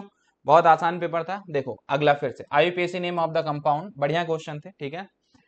देखो बेटा 1 2 3 4 5 6 7 8, हम इधर से नंबरिंग करेंगे क्योंकि पास में दिया गया सब्स्टिट्यूएंट। देखो बेटा 4 पे क्या लगा है एथाइल, और 3 पे क्या लगा है सॉरी 4 पे लगा है एथाइल और 3 पे क्या लगा है मेथाइल। तो सिंपल सी बात है, 4 एथाइल 3 मेथाइल और 8 कार्बन है तो ऑक्टेन। तो 4 एथाइल 3 मेथाइल ऑक्टेन, 4 ऑप्शन पे चले जाएंगे, ठीक है ना बच्चों। क्योंकि एथाइल ई अल्फाबेटिकल ऑर्डर में पहले आएगा, एम बेटा बाद में आएगा। तो 4 ethyl 3 methyl octane. Next question बच्चों, how many primary secondary tertiary carbon बताने बेटा। तो ये आपका 1 डिग्री। देखो जो कार्बन जितने कार्बन से डायरेक्टली अटैच्ड हो उतने डिग्री हो जाएगा, जो कार्बन जितने कार्बन से, बस एडजेसेंट वाले देखने हैं, पड़ोस वाले भाई साहब। तो देखिए बेटा ये आपका एक कार्बन से तो 1 डिग्री, ये भी 1 डिग्री, ये भी बेटा आपका 1 डिग्री, ये भी 1 डिग्री और ये भी 1 डिग्री। तो पहले 1 डिग्री काउंट कर लें, 1 2 3 4 5, 5 प्राइमरी। अच्छा 5 प्राइमरी यहाँ है, ठीक है। ये तो ये दो में कोई एक होगा। अब देखो बेटा सेकेंडरी काउंट करें तो ये तो आपका 1 2 3, ये 3 डिग्री हो गया भैया, ये आपका सेकेंडरी हो गया भैया, ये आपका क्वार्टनरी 4 डिग्री हो गया। तो देखो यहाँ पर 1 सेकेंडरी बोल रहा है, बिल्कुल सही है बेटा। यहाँ पे 3 सेकेंडरी है तो ये गलत हो गया। उसके बाद बेटा 1 टर्सरी बोल रहा है और 1 आपका क्वार्टनरी, तो आंसर किस पे चले जाएंगे? थर्ड पे। बहुत सिंपल था। In the Lessine test for nitrogen in an organic compound, the Prussian blue color is obtained due to the formation. बहुत प्यारा क्वेश्चन है बच्चों, ठीक है ना, ध्यान दीजिएगा। अगर हम कार्बन, नाइट्रोजन और सोडियम के रिएक्शन कराएं सबसे पहले, ठीक है ना, एक सेकेंड बच्चों,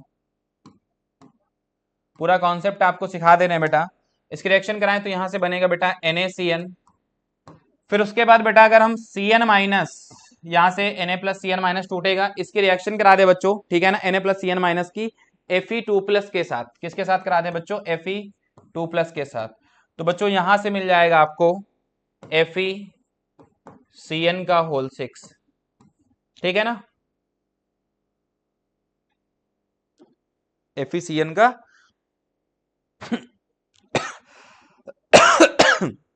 होल 6, ठीक है ना। और ये आपका आ गया बेटा 4 माइनस, क्योंकि यहाँ पे ऑक्सीडेशन स्टेट +2 थी तो वहां पर भी +2 रहेगी। अब बेटा देखो फर्दर इसकी रिएक्शन हम कराएंगे किसके साथ? Fe3 प्लस के साथ। तो एक कॉम्प्लेक्स बनेगा FeCN का होल 6 और यहाँ आ गया 3, ठीक है ना। ये जो कॉम्प्लेक्स बना Fe4, ठीक है, Fe4 FeCN का होल 6, ठीक है, जो बना है इसका कलर क्या होता है बेटा? प्रुशियन ब्लू, ठीक है ना। यही वो कंपाउंड है लेसाइन टेस्ट, डिटेक्शन ऑफ नाइट्रोजन की जब हम बात करते हैं बेटा तब, ठीक है ना। तो इसको बोलते हैं हम लोग लेसाइन टेस्ट, ठीक है ना।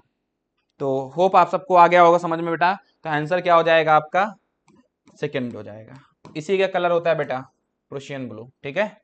Next question, an organic compound give, इतना बेटा ऑर्गेनिक कंपाउंड दिया गया है ऑफ CO2 दिया गया है, complete combustion if the mass of the compound taken was इतना, what is the percentage of carbon. तो देखो बेटा सिंपल सा फॉर्मूला आपको मैं बता दूं, यहाँ पे जब हम परसेंटेज ऑफ कार्बन निकाले, हाइड्रोजन निकाले, तो सिंपल तरीका है बेटा, जब परसेंटेज कार्बन निकालेंगे तो मोलर मास ऑफ कार्बन या atomic weight of carbon 12, molar mass of CO2 कितना बेटा? 44, क्योंकि CO2 मिलेगा आपको प्रोडक्ट में जब डिटेक्शन ऑफ कार्बन और हाइड्रोजन लगाएंगे तब, ठीक है।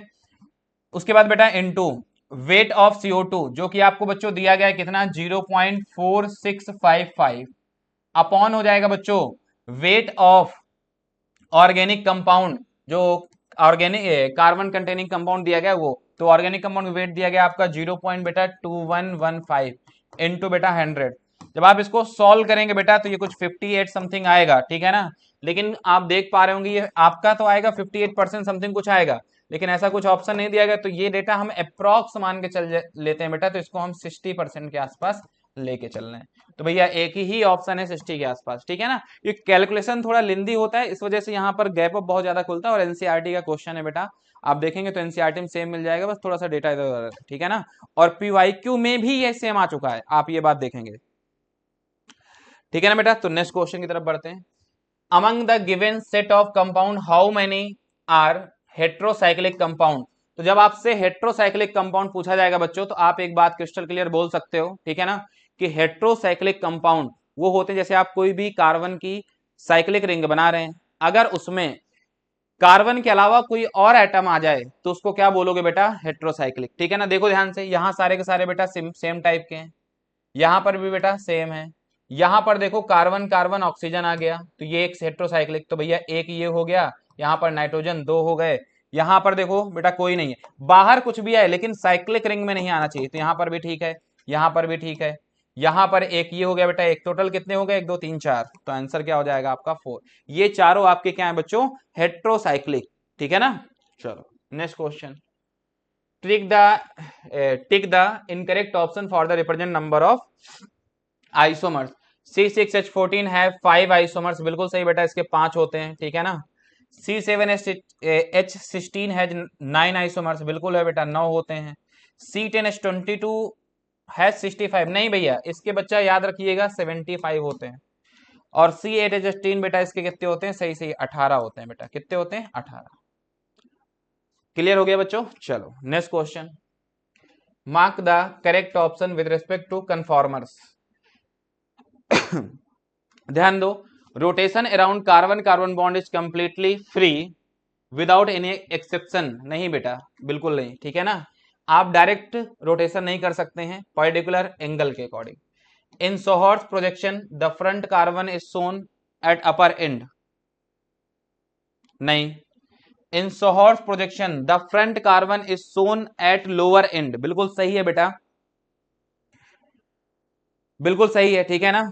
आप ये बोल सकते हो the sawhorse projection the front carbon is shown at the. जब आप देखते हो बेटा इस तरीके से बना होता है कार्बन कार्बन, ये हाइड्रोजन लगे होते हैं, ठीक है ना, एच एच और एच, और ये आपका बना होता है बेटा यहां पर। तो इसकी क्या होता है फ्रंट में, ठीक है ना, तो लोअर एंड। तो ये आपका थर्ड क्या हो जाएगा बेटा, करेक्ट हो जाएगा। क्लियर हो गया। एनसीईआरटी में डायरेक्ट ये फिगर बना हुआ है बेटा। Next, which of the following pair represent stereo isomers. तो बेटा स्टीरियो आइसोमर्स की जब कभी भी हम बात करेंगे तो क्या बात करेंगे बेटा, ज्योमेट्रिकल आइसोमर्स और ऑप्टिकल आइसोमर्स। तो देखो क्या है, पोजीशन आइसोमर्स ये बेटा स्ट्रक्चरल में आ जाता है, तो ये गलत हो गया। चैन आइसोमर्स ये भी स्ट्रक्चरल का पार्ट है। ऑप्टिकल आइसोमर्स एंड ज्योमेट्रिकल बिल्कुल सही है बेटा। स्टीरियो में दो ही बातें हम करते हैं, ऑप्टिकल और ज्योमेट्रिकल, ठीक है ना, सही है। स्ट्रक्चरल आइसोमर्स एंड ज्योमेट्रिकल ये बिल्कुल गलत है भैया। with with respect to the conformers of ethane, which of the following statement is true? Bond angle change but bond length remains same। नहीं भैया, दोनों same. Bond both bond angle and bond length change, नहीं। Both bond angle and bond length remain same, बिल्कुल सही है बेटा, ठीक है ना। कन्फॉर्मर्स दोनों क्या होते हैं बेटा, एथाइन जब आप बनाते हो दोनों क्या होते हैं, सेम होते हैं, ठीक है ना बच्चों, याद रखना। Both bond angle and bond length क्या होते हैं, सेम होते हैं, डिफरेंट नहीं होते हैं, और ये आपको याद रखना है। Which of the following can show geometrical isomers. तो देखो बेटा जीआई है कि नहीं, तो देख लेते हैं बेटा। अगर हम यहां पर देखें 2 मेथाइल ब्यूट 2 इन, तो देखो बेटा ये आपका ब्यूट हो गया, ठीक है, यहां पर आ गया CH3 और 2 मेथाइल, तो यहां पर आ जाएगा। और यहां पर अगर बात करें तो ये आपका CH3 और ये H, ठीक है। तो ये ज्योमेट्रिकल शो नहीं करेगा, जीआई नहीं करेगा बेटा, ठीक है ना, कारण नहीं है। ब्यूट 1 इन बिल्कुल नहीं। 1 क्लोरो ब्यूट 1 इन बिल्कुल सही बात है बेटा। 1 क्लोरो ब्यूट 1 इन बोल रहा है, ठीक है। तो यहां पर अगर हम बात करें तो देखो बेटा एक H हो गया इसके पास, ठीक है, और यहां पर एक क्या हो जाएगा आपका Cl, और एक क्या हो जाएगा बच्चों इसके पास H, कायरल, ठीक है ना। तो यहां पर थर्ड हो जाएगा जो बेटा क्या शो करेगा, जीआई, ये आपका जीआई शो करेगा, ठीक है ना बच्चों। Next question, which of the following is the correct ranking from the least stable to most stable. तो देखो बेटा यहाँ पर सिर्फ और सिर्फ बेटा अल्फा एच है। तो देखो ये कार्बोकटायन इसके जस्ट बगल वाला कार्बन अल्फा कार्बन होगा, और अल्फा पे लगे हुए हाइड्रोजन बेटा कितने, अल्फा हाइड्रोजन यहाँ पर 2 यहाँ पर है और एक एच यहाँ पर है, तो अल्फा एच कितने हो जाएंगे 3। यहाँ पर बात करें अगर बच्चों तो सिंपल सी बात है, आप देख पा रहे होंगे चार्ज सिंगल डबल, तो भैया यहाँ रेजोनेंस कंडीशन बन रही, बाकी कुछ ना देखो, सीधा रेजोनेंस देख लो। यहां पर अगर बात करें बेटा तो देखो यहाँ पर 3 अल्फा एच ये हैं और 2 ये हैं और 2 ये हैं, टोटल अल्फा एच बेटा यहाँ पर दिए गए 2 4 और 3 7 7। यहाँ पर बच्चों अल्फा एच आपको सिर्फ और सिर्फ एक दिया गया है, ये कार्बोकटायन इसके बगल वाला ये वाला कार्बन अल्फा होगा और यहाँ पर एक एच होगा, ठीक है ना, तो अल्फा एच 1 है। तो देखो सबसे ज्यादा क्या हो जाएगा बच्चों, सेकेंड, अच्छा उल्टा लिखना है, तो सबसे ज्यादा बेटा सेकेंड, उसके बाद फोर्थ हो जाएगा क्योंकि अल्फा एच यहाँ पर ज्यादा है, उसके बाद बेटा फर्स्ट हो जाएगा, उसके बाद बेटा थर्ड हो जाएगा। तो बच्चों ये आंसर हो जाएगा इसका, मैच कर लीजिएगा, ठीक है ना। तो थर्ड, एक second, third first fourth second, second part हो, ठीक है ना बेटा, क्लियर हो गया।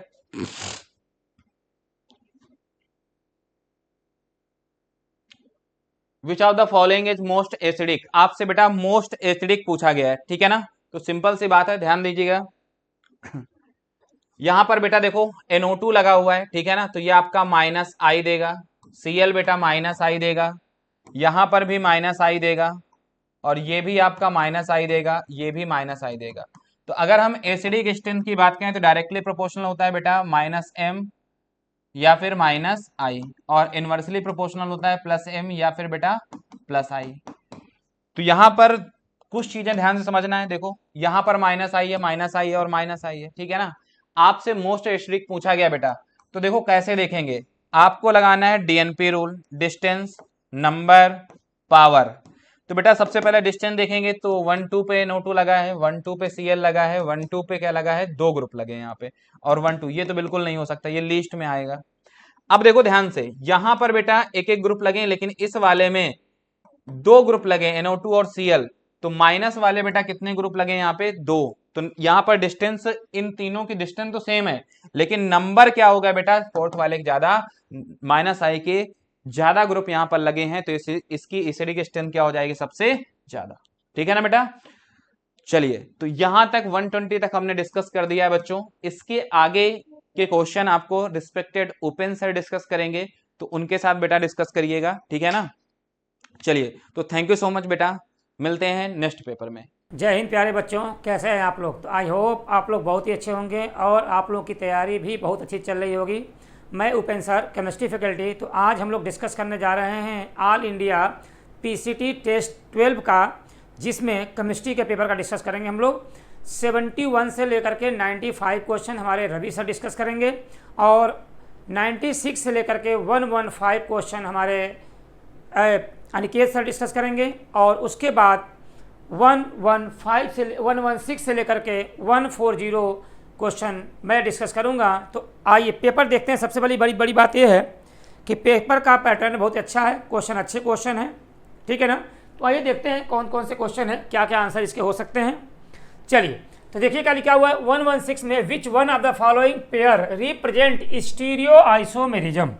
तो अगर हम लोग बात करें आपसे स्टीरियो आइसोमेरिज्म का, तो इसका मतलब ये होता है, स्टीरियो आइसोमेरिज्म इसका मतलब होता है क्या। अगर हम लोग बात करें आइसोमेरिज्म की, किसकी बात करें, आइसोमेरिज्म की बात करेंगे, तो आइसोमेरिज्म को हम लोग 2 पार्ट में डिवाइड किए हैं, स्ट्रक्चरल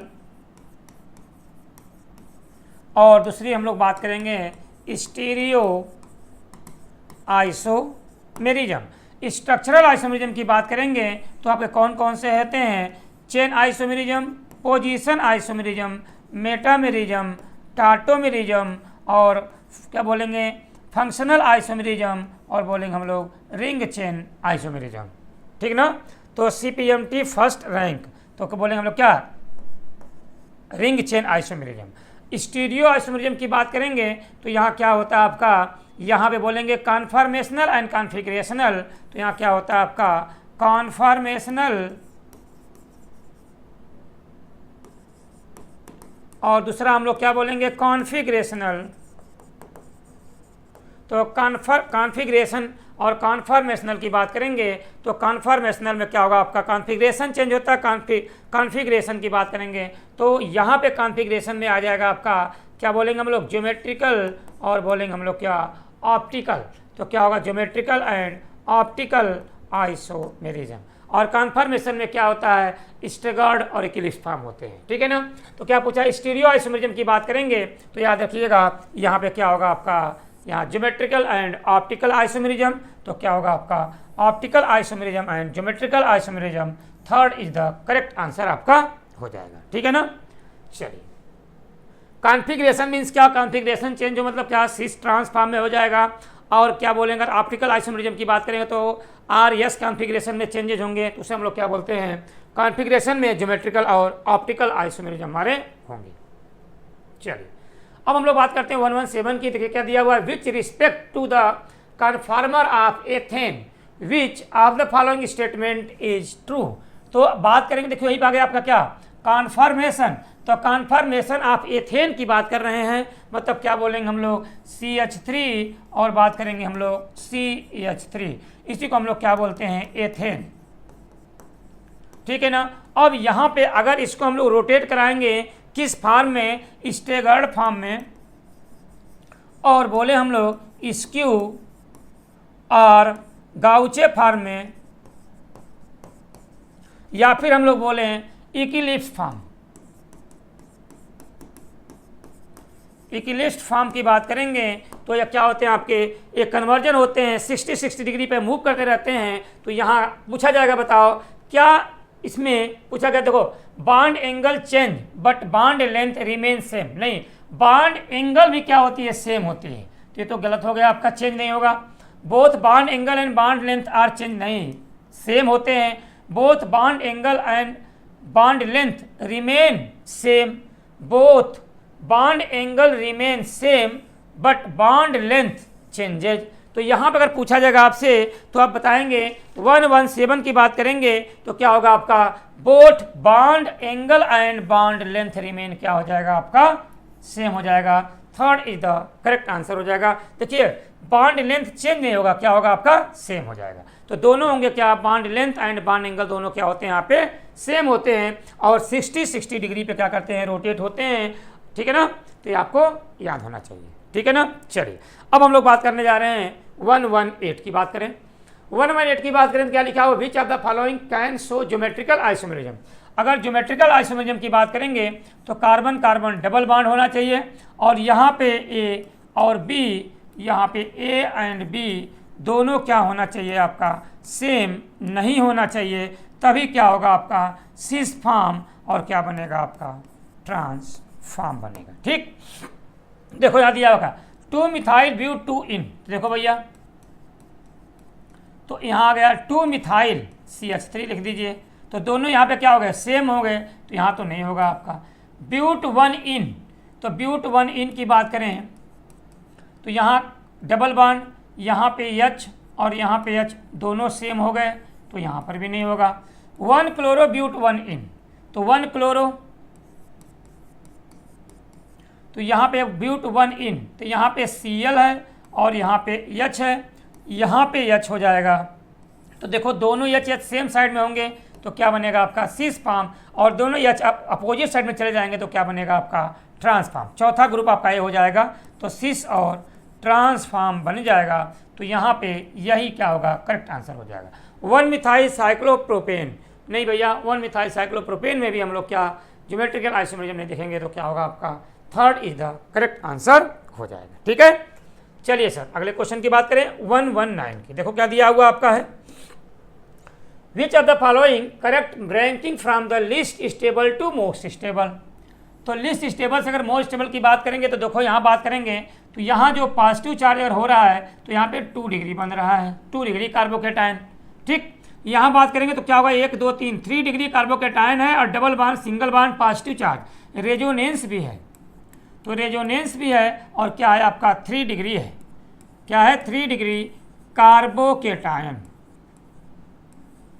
3 डिग्री कार्बोकेटायन। ठीक, यहाँ बात करेंगे तो क्या होगा आपका एक की, देखो यहाँ पे कोई देखो 1 डिग्री हो जाएगा, यहाँ देखेंगे तो क्या होगा आपका 1 2 3 डिग्री, यहाँ क्या होगा आपका 3 डिग्री कार्बोकेटायन।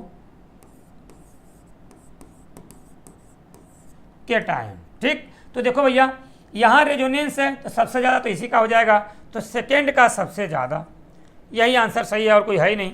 और बात करेंगे यहाँ पे 1 डिग्री है, यहाँ क्या होगा 1 डिग्री, तो इसका तो सबसे कम, थर्ड का सबसे कम, second is the correct answer आपका हो जाएगा। ठीक है ना, चलिए अगले क्वेश्चन की बात करें 120। देखो कहिएगा which of the following is most acidic. अगर मोस्ट एसिडिक की बात करेंगे तो acidic strength is directly proportional to -I -m inversely proportional to +I +m। तो देखो सब में एसिड एसिड सब में कॉमन है, देखो यहाँ पे सब में क्या है एसिड, तो सब में कॉमन हो गया। लेकिन अगर यहाँ बात की जाए NO2 पे तो -m, यहाँ NO2 पास में है -m, यहाँ बात करें तो देखो यहाँ पे क्या है -I, और यहाँ पे NO2 -m भी है और यहाँ पे क्या है -I, दोनों लगे हुए हैं। तो पूछ रहा है मोस्ट एसिडिक कौन सा हो जाएगा, fourth is the correct answer आपका होगा। ठीक है, चलिए अगले क्वेश्चन की बात किया जाए 121। पूछा गया mesomeric effect does not operate in. तो मेजोमेरिक इफेक्ट की बात करेंगे तो यहाँ पे क्या होना चाहिए, रेजोनेंस होना चाहिए। तो देखो यहाँ पे positive charge single bond lone pair है, तो इसके पास क्या होगा रेजोनेंस, यहाँ पे तो हो जाएगा। यहाँ देखा जाए तो अगर देखा जाए पॉजिटिव चार्ज सिंगल बॉन्ड फिर सिंगल बॉन्ड फिर क्या है आपका, यहाँ पे इसको हम लोग ऐसे बना दें CH3 C double bond O, यहाँ पर CH2 यहाँ पर CH2 पॉजिटिव है, तो पॉजिटिव चार्ज सिंगल बॉन्ड फिर सिंगल बॉन्ड, यहाँ पे रेजोनेंस तो है ही नहीं, तो यहाँ पे क्या होगा, यही ऑपरेट मेजोमेरिक इफेक्ट के लिए नहीं होगा। ठीक, इनकी बात करेंगे तो यहाँ पर भी लोन पेयर यहाँ पे हो जाएगा, और यहाँ की तो सबसे ज़्यादा हो जाएगा क्योंकि 3,3 बेंजील कार्बोकैटायन जुड़े हुए हैं, तो इसका तो सबसे ज़्यादा हो जाएगा। ठीक ना, मेजोमेरिक इफेक्ट मैक्सिमम इसका हो जाएगा, लेकिन नहीं ऑपरेट होगा कहाँ पे, second is the correct answer हो जाएगा। ठीक है, चलिए यहाँ पे क्या होगा, मैक्सिमम हो जाएगा। ठीक ना, मैक्सिमम मेजोमेरिक इफेक्ट। चलिए आइए बात करते हैं हम लोग हैं 122। देखो का दिया विच of the following is list stable carbocation, तो देखो यहाँ पे लिस्ट स्टेबल कार्बोकैटायन की बात करेंगे, तो अगर लिस्ट स्टेबल की बात करेंगे कार्बोकैटायन, तो कार्बोकैटायन की अगर हम लोग बात करते हैं तो कार्बोकैटायन में क्या होता है बताइए, यहाँ पे बात करेंगे तो स्टेबिलिटी ऑफ कार्बोकैटायन की बात किया जाए, stability of carbocation is directly proportional to plus I plus M inversely proportional to minus I minus M. तो स्टेबिलिटी ऑफ कार्बोकैटायन की बात करेंगे तो यहाँ पे क्या होगा आपका, यहाँ पे तो कोई इफेक्ट नहीं लग रहा है, यहाँ भी बात करेंगे OCH3 पे माइनस आई लग रहा है, यहाँ पे NO2 की बात NH2 की बात करेंगे तो यहाँ पे क्या लग जाएगा आपका, प्लस एम लग जाएगा, और यहाँ पे क्या हो जाएगा, OCH3 में भी क्या लगेगा, प्लस एम लगेगा। ठीक ना, मेजोमेरिक इफेक्ट। तो बताओ अगर पूछा जाएगा कि लिस्ट स्टेबल, तो देखो यही पे होगा आपका, ये तो सबसे कम, इससे कोई इफेक्ट ही नहीं लग रहा है, तो कौन सा हो जाएगा आपका, क्या, third is the correct answer हो जाएगा। तो 122 का आंसर कौन सा हो जाएगा आपका, third is the correct answer हो जाएगा। ठीक है भैया, चलिए अब हम लोग बात करते हैं 123। CH3 C triple bond CH GSO4 oblique H2SO4 से A बनाना आपको है, और अगर हम लोग बात करें यहीं पे हम लोग करें तो यहाँ पे A, और यहाँ बात करें हम लोग क्या, BH3 और टेट्राहाइड्रोफुरान H2O2 और OH माइनस बेस, तो ये जो रिएक्शन होती है क्या होती है, एंटी मार्कोनिकॉफ एडिशन होता है, और यहाँ अगर हम लोग बात करें तो ऑक्सीमर्क्यूरेशन डीमर्क्यूरेशन होता है। तो यहाँ पे अगर हम लोग इसकी रिएक्शन कराएंगे तो क्या होगा आपका, CH3 यहाँ पे CHOH और डबल बॉन्ड क्या हो जाएगा आपका, CH2। जब इसको हम लोग क्या करें, इसके डबल बॉन्ड की शिफ्टिंग यहाँ करेंगे तो इसका हाइड्रोजन इसके पास जाएगा, इसका मतलब यहाँ पे क्या होगा आपका, टाटोमेरिज्म, क्या होगा आपका, टाटोमेरिज्म हो जाएगा। जब टाटोमेरिज्म होगा तो क्या, कीटोन से इनॉल का फॉर्म, तो इनॉल से कीटोन बन जाएगा, मतलब क्या होगा आपका, CH3 C double bond O CH3। तो यहाँ पे एक मेजर प्रोडक्ट क्या बनेगा हमारा, एसीटोन बनेगा। तो देखो यहाँ पर दिया हुआ है CH3COCH3 और यहाँ दिया है CH3COCH3। उसके बाद हम लोग बात करें यहाँ पे एंटी मार्कोनिकॉफ एडिशन की बात करेंगे, तो यहाँ पर क्या बनेगा आपका, जो B हमारा प्रोडक्ट बनेगा, यहाँ पे क्या बन जाएगा आपका, CH3 CH2 और क्या बन जाएगा, C डबल बॉन्ड OH, जिसको हम लोग क्या बोलते हैं, प्रोपेनल बोलते हैं। क्या बोलते हैं, प्रोपेनल बोलते हैं। तो यहाँ क्या बन जाएगा, CH3 CH2 CHO, second is the correct answer आपका हो जाएगा। ठीक है ना, तो 123 करेक्ट आंसर इज क्या होगा आपका, सेकेंड। 124 जो क्या दिया हुआ आपका, दिया हुआ क्या, ब्यूटाइन की अगर X के साथ रिएक्शन कराएंगे तो सिस एल्कीन बन जा रहा है, और अगर ट्रांस एल्कीन बन जा रहा है। तो अगर सिस एल्कीन की बात करेंगे तो याद रखिएगा आप लोग, यहाँ दिया हुआ आपका क्या, लिक्विड अमोनिया नहीं। अगर हम लोग ट्रांस एल्कीन की, सिस एल्कीन की बात करेंगे तो पैलेडियम आन कैल्शियम कार्बोनेट से क्या बनता है, सिस एल्कीन बनता है। और अगर सोडियम ऑब्लिक लिक्विड अमोनिया लेंगे, इसका मतलब क्या होगा आपका, CH3 यहाँ पे C डबल बॉन्ड C और क्या होगा आपका CH3, और यहाँ पे दोनों H अगर सेम साइड में हो जाएंगे तो क्या बोलेंगे, सिस एल्कीन। और क्या लेते हैं हम लोग हैं, पैलेडियम आन कैल्शियम कार्बोनेट। और अगर ट्रांस एल्कीन की बात करेंगे तो CH3 यहाँ पे C डबल बॉन्ड C, अगर यहाँ पे H आप ले रहे हैं तो यहाँ क्या हो जाएगा आपका H, और क्या बन जाएगा यहाँ पे CH3। तो देखो दोनों H अपोजिट साइड में चले जाएंगे तो इसे हम लोग क्या बोलते हैं, सोडियम ऑब्लिक लिक्विड अमोनिया। क्या होगा आपका, ट्रांस एल्कीन का, इसको बोलते हैं लिंडलार कैटलिस्ट। ठीक है ना, तो क्या हो जाएगा आपका, सोडियम ऑब्लिक लिक्विड अमोनिया। तो कौन सा हो जाएगा, second is the correct answer आपका हो जाएगा। ठीक है, चलिए अगले क्वेश्चन की बात किया जाए। 125 देखो क्या लिखा, इन सल्फर एस्टिमेशन दिया हुआ है 0.157 gram of an organic compound give 0.4813 gram of barium sulphate in the compound, what is the percentage of sulphur. तो याद रखिएगा, अगर बेरियम सल्फेट की बात किया जाए BaSO4, तो बेरियम सल्फेट का मोलर मास होता है 233, ठीक, याद कर लीजिएगा आप लोग। और तब यहाँ पूछेगा क्या लिखा, परसेंटेज ऑफ सल्फर की बात करेंगे तो क्या होता है, सल्फर का मोलर मास अपान बेरियम सल्फेट का molar mass 233 into mass of element upon mass of organic compound into 100। तो देखो भैया 32 अपान 233 into mass of element 0.4813 upon mass of organic compound कितना दिया है 0.157 इंटू 100 कर देंगे। तो जब इसको हम लोग काटेंगे 15 या 45, इसको काट दीजिए 15 या 3 और यहाँ पे काट दीजिए इसको, तो अगर काट दीजिए 3 सत्ते 21 और यहाँ पे क्या 7 के 21 7 77 और यहाँ पे देखो 32, तो 32 अपान 77 कर देंगे तो 7 77, तो देखो कितना आ जाएगा आपका 7 7 का 28, तो कितना आ जाएगा 42.10% आ जाएगा, 42.10% आएगा। Second is the correct answer आपका हो जाएगा, ठीक है ना। बोलिए, चलिए अगले क्वेश्चन की बात किया जाए। 126 क्या दिया हुआ, विच of the following show common ion effect. तो कॉमन आयन इफेक्ट की बात किया जाए तो इन दोनों में पूछा जाएगा कॉमन क्या होगा। तो कॉमन आयन के लिए क्या होना चाहिए आपका, एक स्ट्रांग एसिड, एक क्या होना चाहिए आपका क्या, इन दोनों में कॉमन कौन सा होगा। देखो अगर यहाँ पूछा जाए क्या NaCl और HCl, ये तो साल्ट है, तो साल्ट का कॉमन आयन इफेक्ट आपका होता नहीं है। यहाँ देखो स्ट्रांग एसिड है, यहाँ पे क्या है आपका हाइड्रोजन सल्फाइड है, इसका कॉमन आयन इफेक्ट क्या होगा आपका H+ आयन।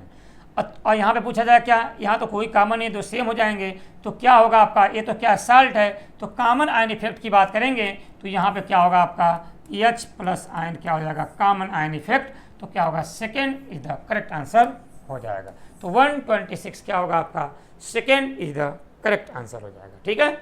चलिए 127 की बात किया जाए, the Lassaigne extract is boiled with concentrate HNO3 while testing for halogen because it. तो यहाँ याद रखिएगा, अगर टेस्टिंग ऑफ हाइलोजन की बात करेंगे तो यहाँ पे आपको याद करना है कि अगर हम बोलें NaCN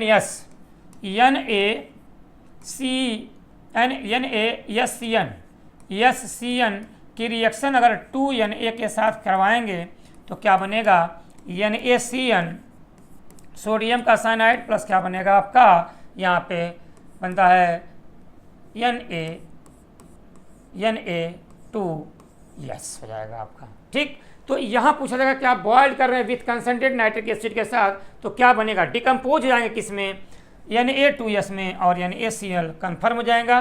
तो यही क्या होगा आपका, डिकम्पोज होगा आपका Na2S एंड NaCl, और कहीं दिया ही नहीं है, तो यही क्या होगा आपका, इसमें डिकम्पोज हो जाते हैं, ठीक है ना। चलिए अगले क्वेश्चन की बात किया जाए। 128 देखा दिया, the correct decreasing order of the priority for the functional group of organic compound in the IUPAC system of nomenclature.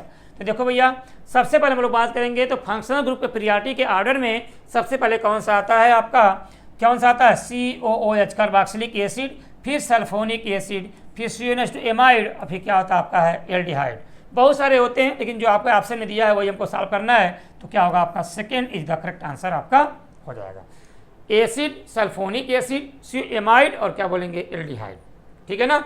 सबसे मोस्ट प्रियॉरिटी फंक्शनल ग्रुप कौन सा होता है, COOH, यही ऑर्डर भी होता है। चलिए बात करें 129 का, देखो क्या दिया, विच of the following compound is not correctly match की बात कर रहा है, नॉट करेक्टली मैच्ड। तो देखो भैया यहाँ बात करें तो देखो यहाँ पे क्या दिया आपका, इथाइल 1 2 3 4, तो इथाइल ब्यूटेनोएट, इसको बोलते हैं ब्यूटेनोएट, ये तो एकदम सही है। यहाँ क्या दिया है 1 2 3, तो 3 मिथाइल ब्यूटेनल 1 2 3 4 ब्यूटेनल, ये भी आपका सही है। यहाँ क्या दिया, देखो यहाँ पे बात करें 1 2 3 4 5। तो देखो 3 पे ओन है, 2 पे मिथाइल है, 2 मिथाइल पेंटेन 3 ओन। तो ये तो आपका सही है। देखो यहाँ पे क्या दिया आपका है 1 2 3 4। तो देखो यहाँ पे क्या दिया है 3 मिथाइल ब्यूटेन 3 ऑल, नहीं 3 ऑल नहीं हो, क्या होगा आपका 2 ऑल हो जाएगा। तो यही आपका क्या हो जाएगा, आपका गलत हो जाएगा। तो आंसर कौन सा हो जाएगा, 4th is the correct answer आपका हो जाएगा। 130 की बात करें, करेक्ट नेम पूछा गया, इसमें क्या होगा। तो देखो भैया अगर इसकी हम लोग बात करें तो यहाँ पे क्या होगा आपका, देखिए यहाँ पे CHO है, CN है, OH। तो देखो इसको हम लोग नंबरिंग कहाँ से करेंगे, सबसे पहले मोस्ट प्रियोरिटी फंक्शनल ग्रुप क्या होता है CN। तो 1 2 3 4 5 लॉन्गेस्ट चेन हमने ले लिया। तो CHO को हम लोग क्या बोलते हैं, बताइए क्या बोलते हैं, क्या बोलते हैं फार्मिल, ठीक। तो इसको बोलते हैं क्या हम लोग, CO को ऑक्जो बोलते हैं, CO क्या बोलते हैं ऑक्जो। तो क्या हो जाएगा आपका 2 फार्मिल 3 ऑक्जो और 1 2 3 4 5 पेंटेन नाइट्राइल। तो देखो भैया यही दिया हुआ है 2 formyl 3 oxo pentane nitrile. Second is the correct answer आपका हो जाएगा, ठीक है। चलिए अगले क्वेश्चन की बात किया जाए। 131 विच of the following IPSC name is not correctly matched. देखो भैया इसको हम लोग क्या बोलते हैं, देखो साइक्लिक फॉर्म में है, 5 कार्बन है, 1 2 3 4 5, तो साइक्लोपेंटेन सही है। यहाँ बात करें हम लोग तो देखो नंबरिंग कहाँ पर जाएगी 1 2, तो यहाँ पे क्या होगा आपका साइक्लोहेक्स, साइक्लोहेक्स 1 इन और क्या बोले 3 आल, नहीं भैया साइक्लोहेक्स क्या बोलेंगे 2 इन 1 आल, क्या बोलेंगे साइक्लोहेक्स 2 इन 1 आल, ये आपका सही हो जाएगा। तो क्या होगा नॉट करेक्टली मैच, तो यही आपका क्या होगा आपका करेक्ट नहीं है। यहाँ जो क्या दिया आपका क्लोरोसाइक्लोहेक्सेन, ये तो आपका सही है। इनकी बात की जाए देखो क्या दिया आपका 1 2 3, तो 3 नाइट्रो साइक्लोहेक्सेन, ये भी आपका सही है। तो नॉट करेक्टली मैच क्या हो जाएगा आपका यहाँ पे 3rd हो जाएगा आपका, ठीक है। ये तो सब सही है आपके हैं, ठीक है। चलिए अगले क्वेश्चन की बात करें हम लोग 132 की। तो क्या दिया आपका the reaction will proceed in the direction of the reactant, reactant के साइड में डायरेक्शन प्रोसीड हो रही है। इसका मतलब क्या बोले हम लोग, रिएक्टेंट और प्रोडक्ट की बात करें तो यहाँ से अगर इधर जा रहा है इसका मतलब क्या होगा QC ग्रेटर देन क्या हो जाएगा आपका KC। और यही बात करें हम लोग क्या रिएक्टेंट से अगर हम लोग प्रोडक्ट की तरफ जाएंगे तो यहाँ पे क्या हो जाएगा आपका QC लेस देन KC हो जाएगा। तो यहाँ पे देखो भैया रिएक्टेंट के साइड प्रोसीड हो रहा है तो QC ग्रेटर देन KC होना चाहिए। तो यहाँ देख लो भैया QC ग्रेटर देन KC, यही आपका 3rd is the correct answer आपका हो जाएगा, ठीक है। चलिए अगले क्वेश्चन की बात किया जाए।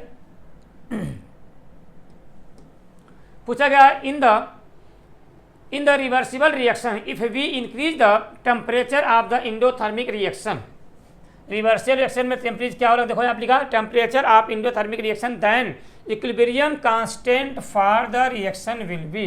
तो इक्विलिब्रियम कांस्टेंट की बात करेंगे तो अगर देखो रिवर्सिबल इंडोथर्मिक हो रहा है तो बोलेंगे इक्विलिब्रियम कांस्टेंट क्या होगा आपका इंक्रीज हो जाएगा। क्या होगा भैया इंक्रीज होगा।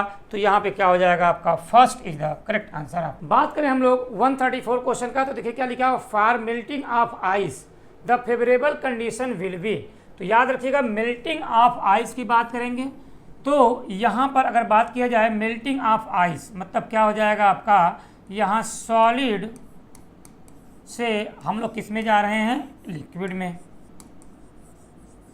ठीक। लेकिन क्या है आपका आइस है, तो अगर आइस की हम लोग बात करेंगे ना तो यहाँ पे क्या होता है, यहाँ पे सॉलिड में वॉल्यूम क्या होता है आपका ज़्यादा होता है और लिक्विड में आइस की वॉल्यूम क्या होती है कम होती है। तो ये एक स्पेशल केस होता है जब सॉलिड से लिक्विड के केस में हम लोग जाते हैं ना तो टेम्परेचर जो होता है टेम्परेचर क्या हो जाएगा आपका हाई हो जाएगा और यहाँ पर प्रेशर क्या हो जाएगा, प्रेशर भी क्या होता है आपका हाई होता है। क्या होते हैं आपके हाई होते हैं। और यहीं पे अगर हम लोग बच्चों बात करते हैं अगर आइस ना दिया होता तब क्या होता है high temperature and low pressure. लेकिन स्पेशल केस किसकी बात किया गया है आइस की, इसीलिए क्या होगा आपका high temperature and high pressure, fourth is the correct answer आपका हो जाएगा। ठीक है। 135 में पीएच ऑफ CaOH का whole twice is 12 milliequivalent of calcium hydroxide present in 100 millilitre solution will be. तो देखो भैया, अगर पीएच दिया हुआ है क्या, पीएच दिया हुआ है 12, तो POH इज इक्वल टू क्या होगा आपका 14 माइनस 12, तो क्या हो जाएगा आपका 2। और यहीं पे अगर हम लोग देखें तो OH minus ion is equal to क्या होगा 10 टू द पावर माइनस 2 हो जाएगा। और अगर हम देखें कैल्शियम हाइड्रोक्साइड की बात करेंगे, तो अगर इसको हम लोग डिसोसिएट करें तो Ca प्लस 2 प्लस क्या होगा आपका 2OH माइनस, एक OH माइनस से कितना दिया है 10 टू द पावर माइनस 2, तो 2 का दिया हुआ तो क्या करेंगे 10 to the power minus 2 divide by क्या हो जाएगा 2। और यहाँ पे देखिए 100 मिलीलीटर की बात किया गया है। अच्छा, इसकी बेसिसिटी कितनी है 2 है, तो क्या करें हम लोग 2, तो मतलब बेसिसिटी 2 है तो 2 से 2 कट जाएगा, तो कितना आएगा 10 टू द पावर माइनस 2 हो जाएगा। ठीक। पूछा गया कि मिली इक्विवेलेंट, मिली इक्विवेलेंट, मिली इक्विवेलेंट की बात किया जाए तो मिली इक्विवेलेंट हम लोग कैसे देखेंगे, यहाँ पे हम लोग देखेंगे मिली इक्विवेलेंट की बात करेंगे तो यहाँ पे क्या होगा आपका 10 टू द पावर माइनस 2, वही क्या हो जाएगी आपकी नॉर्मलिटी हो जाएगी, माइनस 2 इंटू वॉल्यूम कितना दिया है आपका 100, तो क्या हो जाएगा आपका 1 आ जाएगा, क्या आएगा आपका 1। तो मिली इक्विवेलेंट ऑफ किसके लिए पूछ रहा है आपसे, CaOH का होल ट्वाइस, तो क्या होगा आपका यहाँ पे 1 हो जाएगा।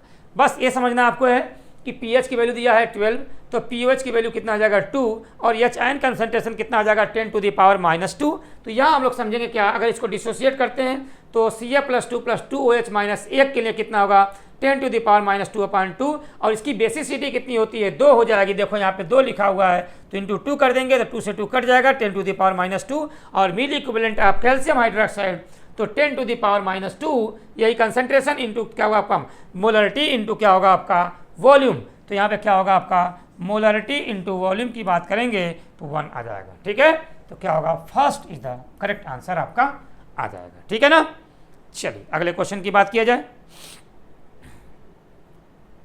136 देखिए क्या दिया हुआ आपका है, NaOH HCl और H2O, यहाँ पे delta H is equal to x1, ये रिएक्शन x2 दिया हुआ है। तो पूछ कर रहा है x4 इज इक्वल टू क्या होगा, तो x4 की बात किया जाए तो यहाँ पे x4 आपका ये दिया हुआ है, इसका मतलब क्या करें हम लोग, देखिए ये इसी साइड में है, ये इसी साइड में है। ठीक, तो x4 is equal to x3 कर दीजिए, प्लस यहाँ देखिए NaH4OH है, और यहाँ पे कहाँ पे दिया हुआ आपका NaH4OH, देखो इसमें दिया हुआ, यहाँ पे कहाँ दिया हुआ है NaH4OH, तो कोई NaH4 यहाँ पे दिया हुआ है, तो यहाँ क्या कर दें हम लोग x2। अब इनकी बात करें तो यहाँ पे अगर इसको हम लोग उल्टा कर दें, इसको इक्वेशन फर्स्ट को, तो NaOH और देखो NaOH और क्या बोल NaOH, तो NaOH से NaOH कट जाएगा, HCl से HCl कट जाएगा, और यहाँ पे NaCl की बात करेंगे तो NaCl आपका ऐसे उल्टा करेंगे तो क्या होगा आपका यहाँ से NaCl भी कट जाएगा आपका NaCl से। ठीक है ना।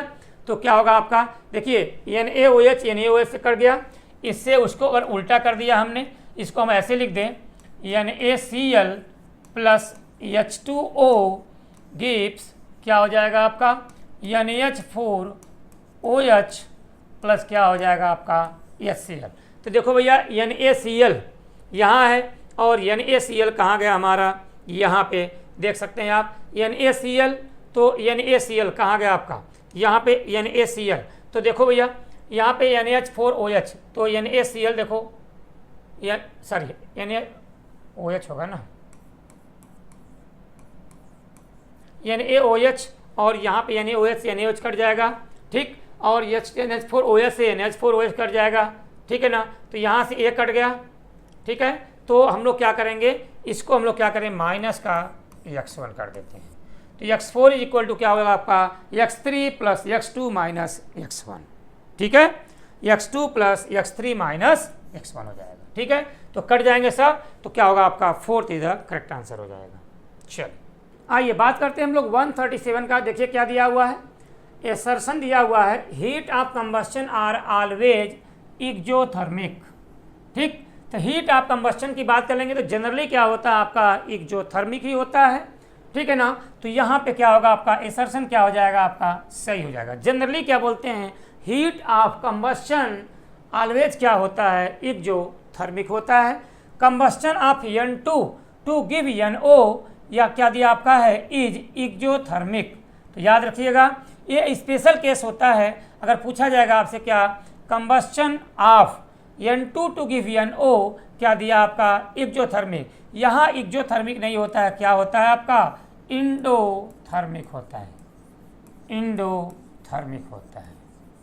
ठीक, याद रखिएगा आप लोग, ये स्पेशल केस होता है। किसके लिए होता है, देखो N2 से NO में चेंज हो रहे हैं तो यहाँ पे क्या हो जाएगा आपका half N2 plus half O2 gives क्या बन जा रहा है आपका NO। और NO के केस में क्या होता है आपका यहाँ पर डेल्टा H की वैल्यू क्या होती है पॉजिटिव होती है। और अगर पॉजिटिव होगा तो उसे हम लोग क्या बोलते हैं, क्या बोलेंगे इंडोथर्मिक प्रोसेस। ये क्या होता है स्पेशल केस में होता है।